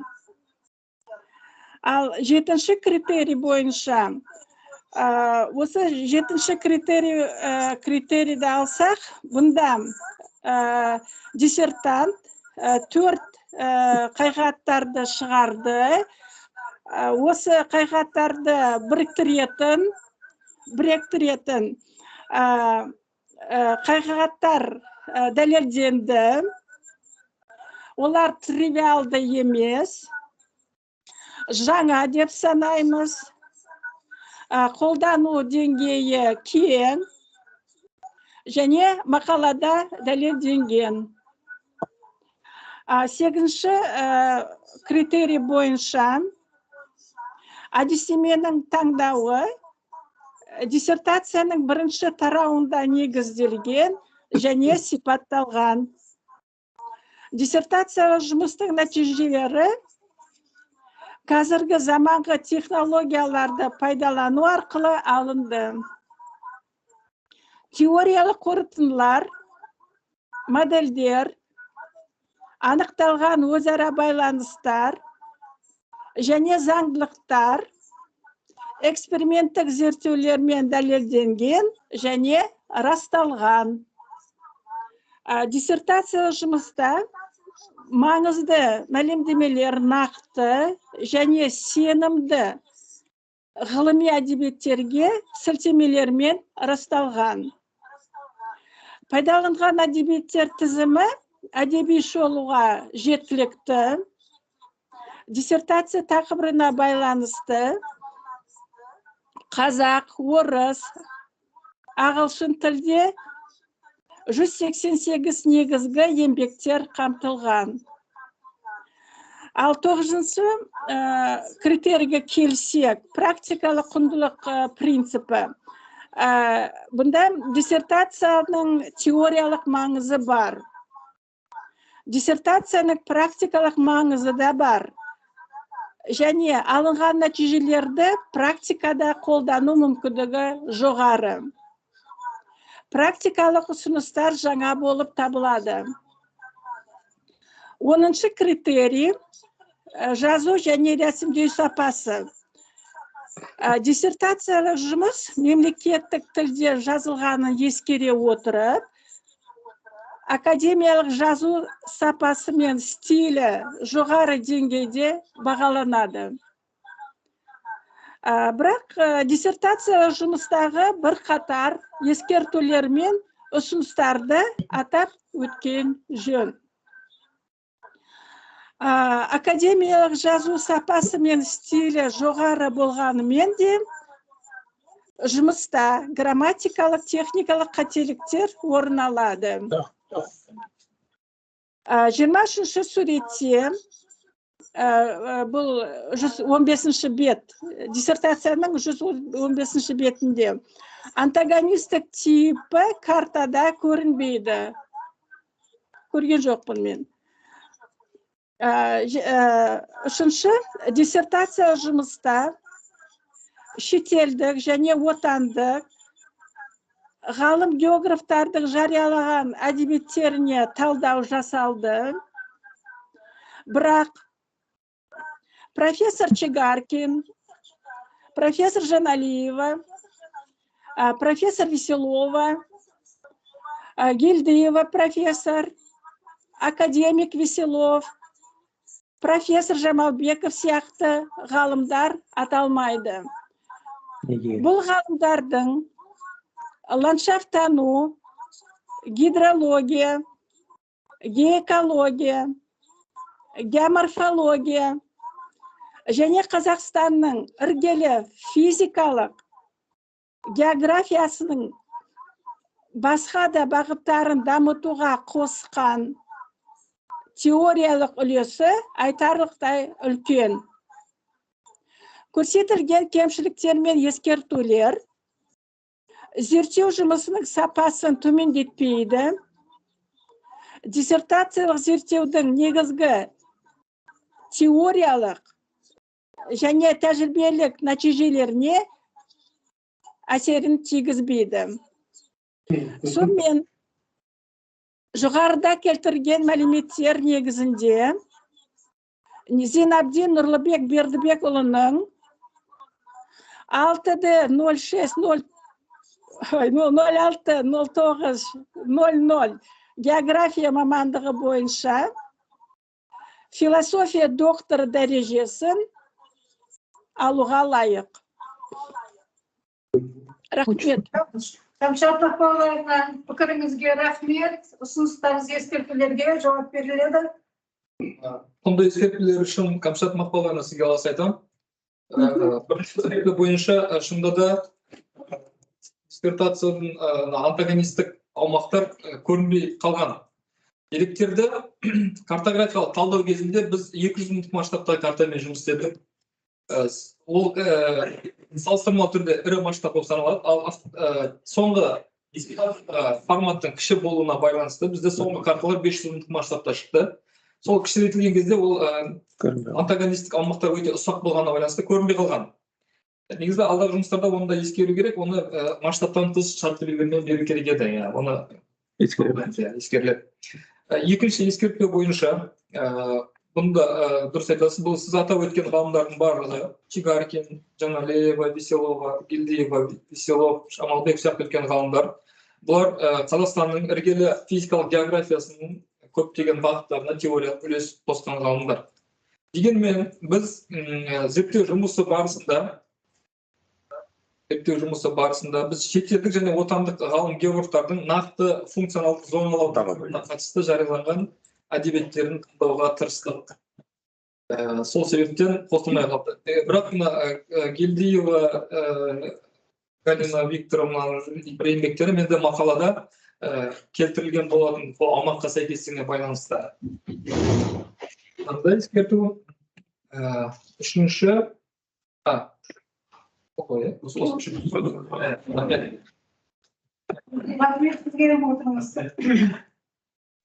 Құрметті кеңес мүшелері, Зинабдиннің жұмысы бойынша қазір ашық талқылауға көшеміз.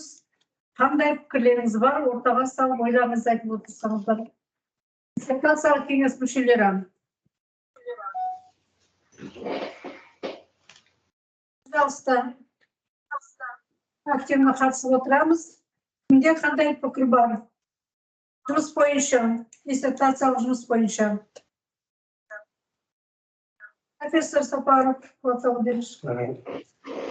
Сұрағым бар еді. Мен Нұрлыбек осы алдын ала передачада өткенде, мен өзім бұл кісіге резидент болғам.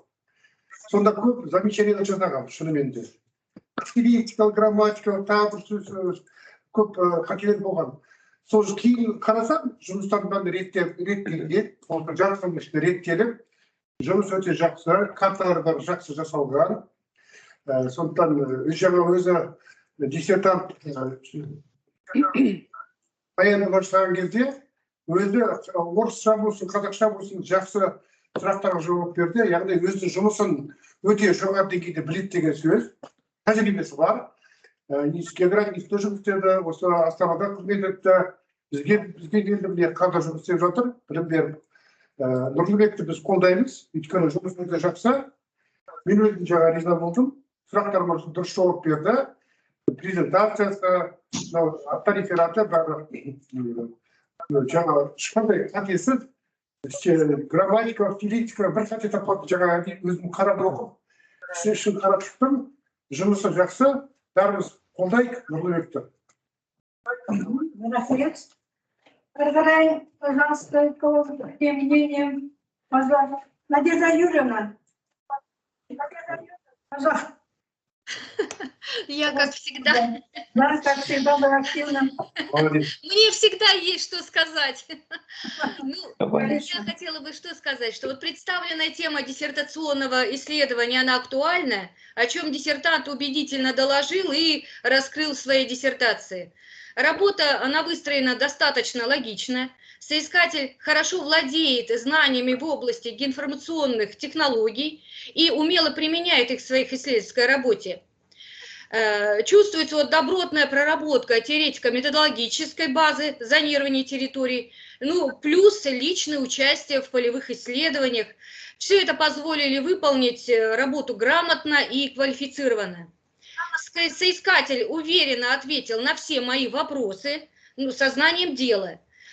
Общее впечатление о защите диссертации очень хорошее, поэтому я буду голосовать за. С соискателем я познакомилась ранее при прохождении им стажировки в Алтайском госуниверситете, когда Нурлыбек посещал наш институт. Он сразу, знаете, произвел впечатление такого пытливого и вдумчивого исследователя. Поэтому я желаю вам, Нурлыбек, дальнейших творческих успехов, и новых научных достижений. И еще хотелось бы большое спасибо сказать его научному руководителю за русский перевод вашего выступления. Спасибо. У меня все. Спасибо. Новосибирск, пожалуйста, Наталья Борисовна.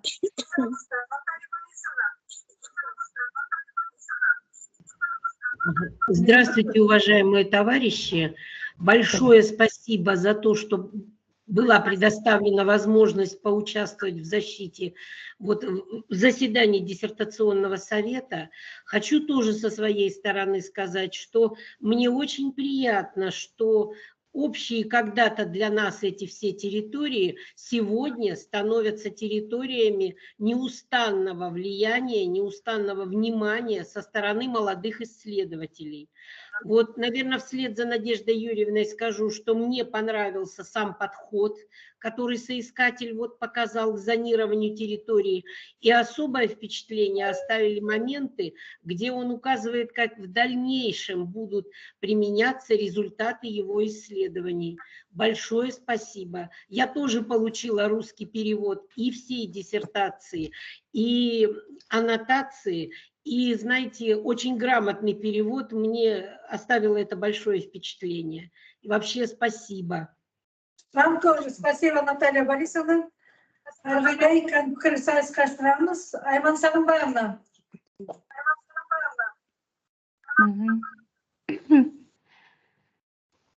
Ошеде қазір қиналып тұрмын, орысша айтайын ба, қазақша айтайын ба деп ойланып қалдым ғой енді. Енді қазақша бастайын. Жұмысым маған ұнады, бірақ мен айтқандай сұрақтарымда көрсетілгендей кішкене сондай болжам болса, қалай бұл қазіргі жағдай қандай екен, содан кейін қалай болашақта болатыны, оны хотя бы первым приближение көрсетсе, ол толық жұмыс болатын еді. Также геостехнологиялар жақсы меңгерген деп ойлаймын. И сол себептен жұмыстың сапасы, карталары бәрі өте жақсы деп осындай пікірдемін. Но мне хочется всем сказать большое спасибо за то, что все слушали внимательно, может быть, где-то понимали, где-то не понимали, особенно наши гости. Поэтому я хочу не только на казахском, но и на русском сказать свое мнение. Работа произвела впечатление, потому что составить одну карту и разделить их на несколько функций, это стоит очень большого труда и, скажем, кропотливого труда, который нужно все учесть. И даже, как вы задавали вопрос по поводу масштабирования, все это нелегко учесть, но в своих вопросах я, конечно, задавала вопрос о том, что вот все эти карты сейчас нам представляют современное состояние исследуемого региона, но как бы это было бы в будущем, было бы это интересно, поэтому у меня вопросы были такие, по поводу климатических параметров, по поводу будущих карт. Но они сказали, что это будет в будущем. Ну, а так работа впечатляет, поэтому я тоже буду голосовать. Спасибо. Рахмет, Айман Сагымбаевна. Құрметті кеңес мүшелері, талқылауға қатысқандарыңызға пікір білдіргендеріңізге рахмет. Талқылауды осымен аяқтасақ болады шығар.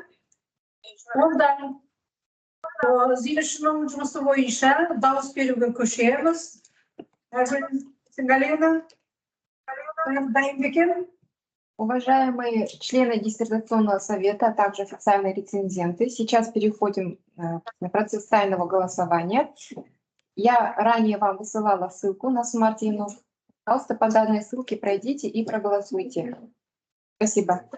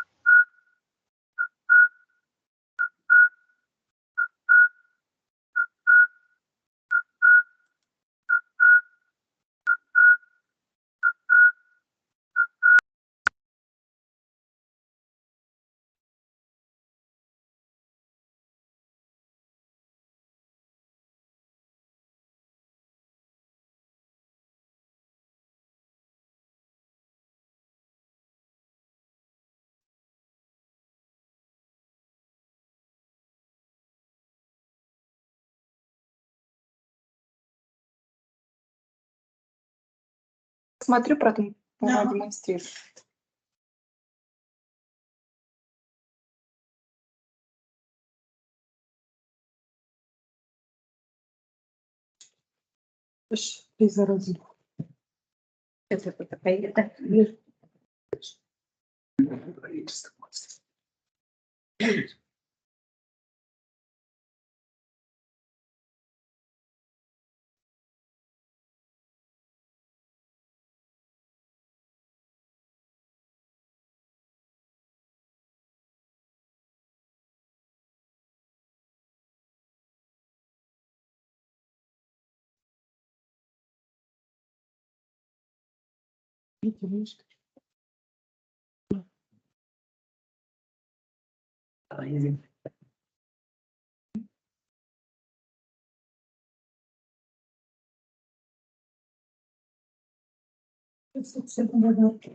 Воздух не хватает.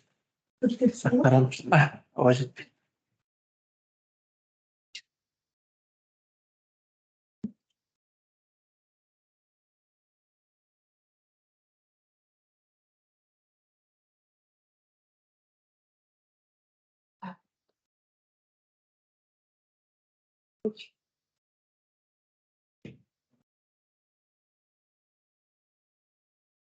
Голосование уже предсконтактить. Экранда Все, проголосовали. проголосовали. Улыбайся, Нурлыбек,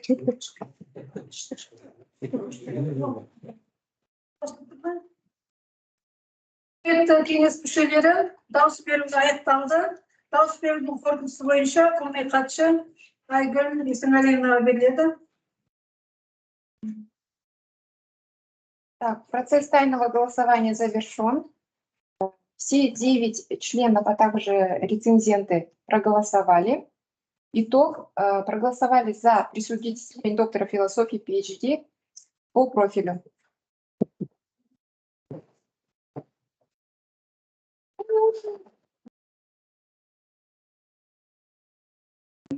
Құрметті кеңес мүшелері, және келген қонақтар, Атындағы Евразия ұлттық университеті жанындағы философия докторы дәрежесін беру жөніндегі 8-052 қоршаған орта кадрларды даярлау бағытындағы 6-06-09-00 география, 8-05-211 іздеу географиясы және ақпараттық жүйелер, 8-05-213 география мамандықтары бойынша диссертациялық кеңес мәжілісінің қорытындысы бойынша Зиннардин Нұрлыбек Бердібекұлының 6-06-09-00 география мамандығы бойынша PhD философия докторы дәрежесін алу үшін дайындалған ғарыш технологиялар көмегімен Сырдария өзені атырабының функционалдық зоналау тақырыбындағы диссертациясы дәрежелер беру ережелеріне талаптарына сай келеді.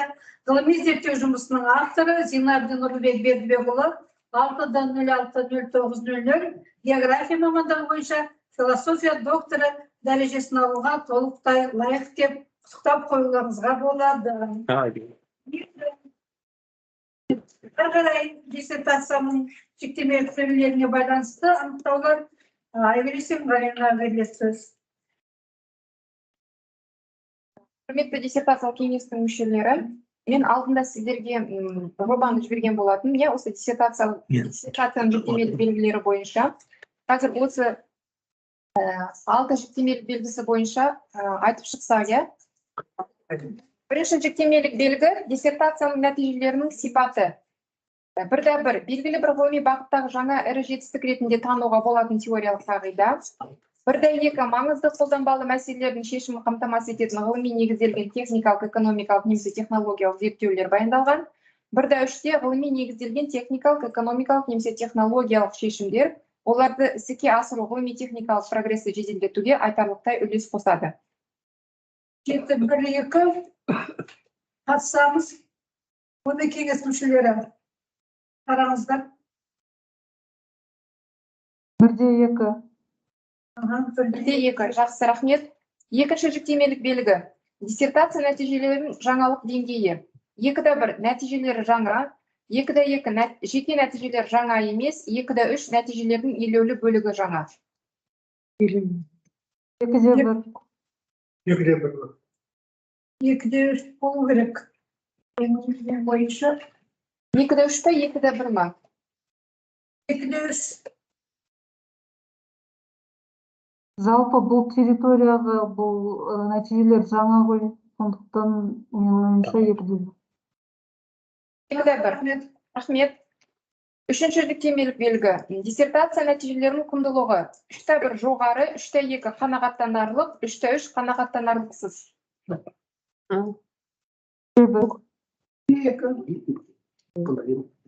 Бірін қойып тұрсыңдар бұл. 3'те 1, иә? 1. Рахмет. 4-ші. Диссертация тақырыбының жоспарлы зерттеулермен байланысы. 4'те 1. Тақырып мемлекеттік аймақтық ғылыми және ғылыми техникалық бағдарламаларға немесе халықаралық зерттеулер бағдарламаларына кіреді.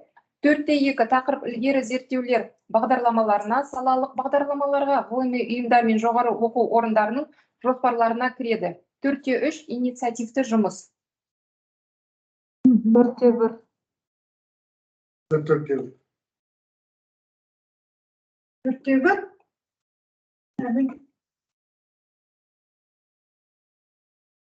4'те 2. 4'te 2.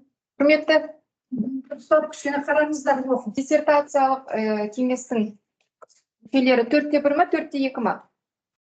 4'те 1 себебі жоғары оқу орындарының жоспарларына кіреді дегенге кішкене келмейтін сияқты. Менің ойымша. 5-ші. Диссертацияның қолданбалы маңызы бар нәтижелерін пайдалану деңгейі. 5-ші. Диссертацияның қолданбалы маңызы бар нәтижелерін деңгейі. 5'те 1 халықаралық деңгейде, 5'те 2 салалық деңгейде, 5'те 3 салалық ауқымда, 5'те 4 мекеме кәсіпорын шеңберінде. Салааралық деңгейде. Және соңғы 6-шы. Диссертацияның қолданбалы маңызы бар нәтижелерін кеңінен қолдану жөніндегі ұсыныстар. Кеңінен қолдануды қажет етеді, кеңінен қолдануды қажет етпейді. Потому что ты работал. 6'та 1. Жақсы, рахмет.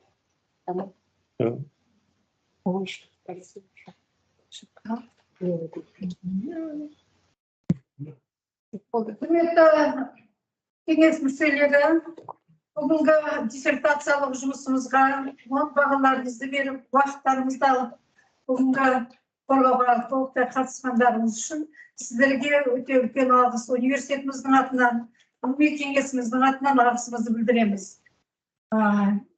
Спасибо вам, Надежда Юрьевна, Наталья Борисовна. Спасибо. У нас следующая защита будет 29 февраля.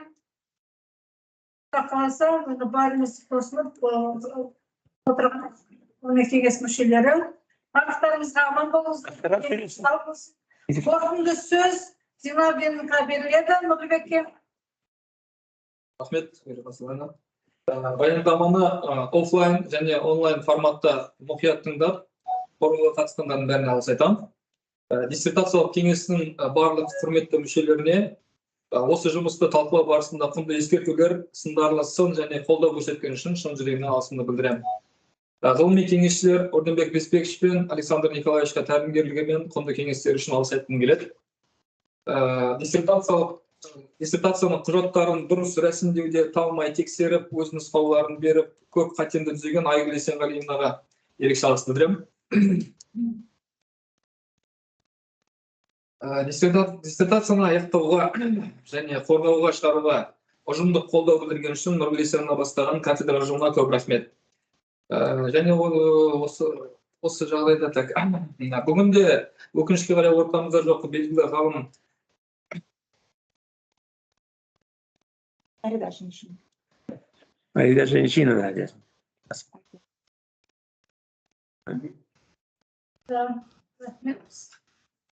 Фоксия, рахмет.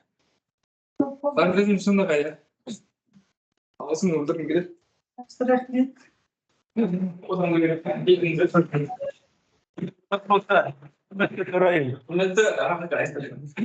Құрметті рецензенттерге, Ақпанбетова Камшат Мақпалбайына, Айжан Асылбековнаға, сондай-ақ предзащита кезінде диссертацияның жұмыстарын қарап түзетуге көп үлесін қосқан Қуат Абылдинович, Қанат Бауыржанұлына және Жанар Өзгелдиновнаға диссертациялық жұмысты бағалау аясында берген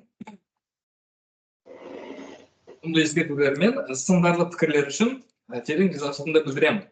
Сондай-ақ зерттеу жұмыстарына деректер жинау мен далалық жұмыстар жүргізуге көп көмектескен география институтының Ахмет Николаевич Медеуов бастаған география институтының және Абдрахманов Қайрат Амангелдинович бастаған Астана халықаралық ғылыми кешеніндегі әріптестерге мың алғыс айтамын. Одан бөлек Біріккен ұлттар ұйымының даму бағдарламасы, Барсак Ермес қоры, халықаралық аралды құтқару қоры, Арал және Қазалы аудан әкімдіктері, Альма Матер Әл-Фараби университеті және Қазгидрометтегі әріптестерге түрлі материалдар жинауда қолдау білдірген үшін рахмет. Выражаю искреннюю благодарность Алтайского государственного университета, Института водных и экологических проблем города Барнаула за ценное сотрудничество во время научной стажировки. Особенно хочу выделить Курепину Надежду Юрьевну, Орлову Инну Владимировну, Красноярова Белла Александровна, Байкалова Татьяна Викторовна и других коллег из центра за ценные советы и помощь и теплую атмосферу в нашей работе. Очень ценю вашу поддержку.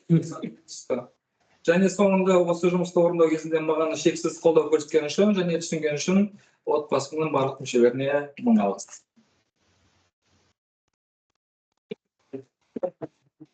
Уважаемый диссертационный совет, сегодня мы стали свидетелем защиты диссертации, и все участники, члены диссовета, рецензенты являются высококвалифицированными специалистами в своей области, это вы доказали, и правильное решение приняли. Поэтому особую благодарность я хочу объявить молодому доктору наук, докторанту. Ему желаю удачи, успехов, чтобы везде были, как вы, наставники из России, потому что он, когда был на стажировке, он все время говорил, переживал. Поэтому всем благ, всем удачи, успехов. Чтобы были у вас тоже больше вот таких докторатов. Спасибо вам всем. Спасибо.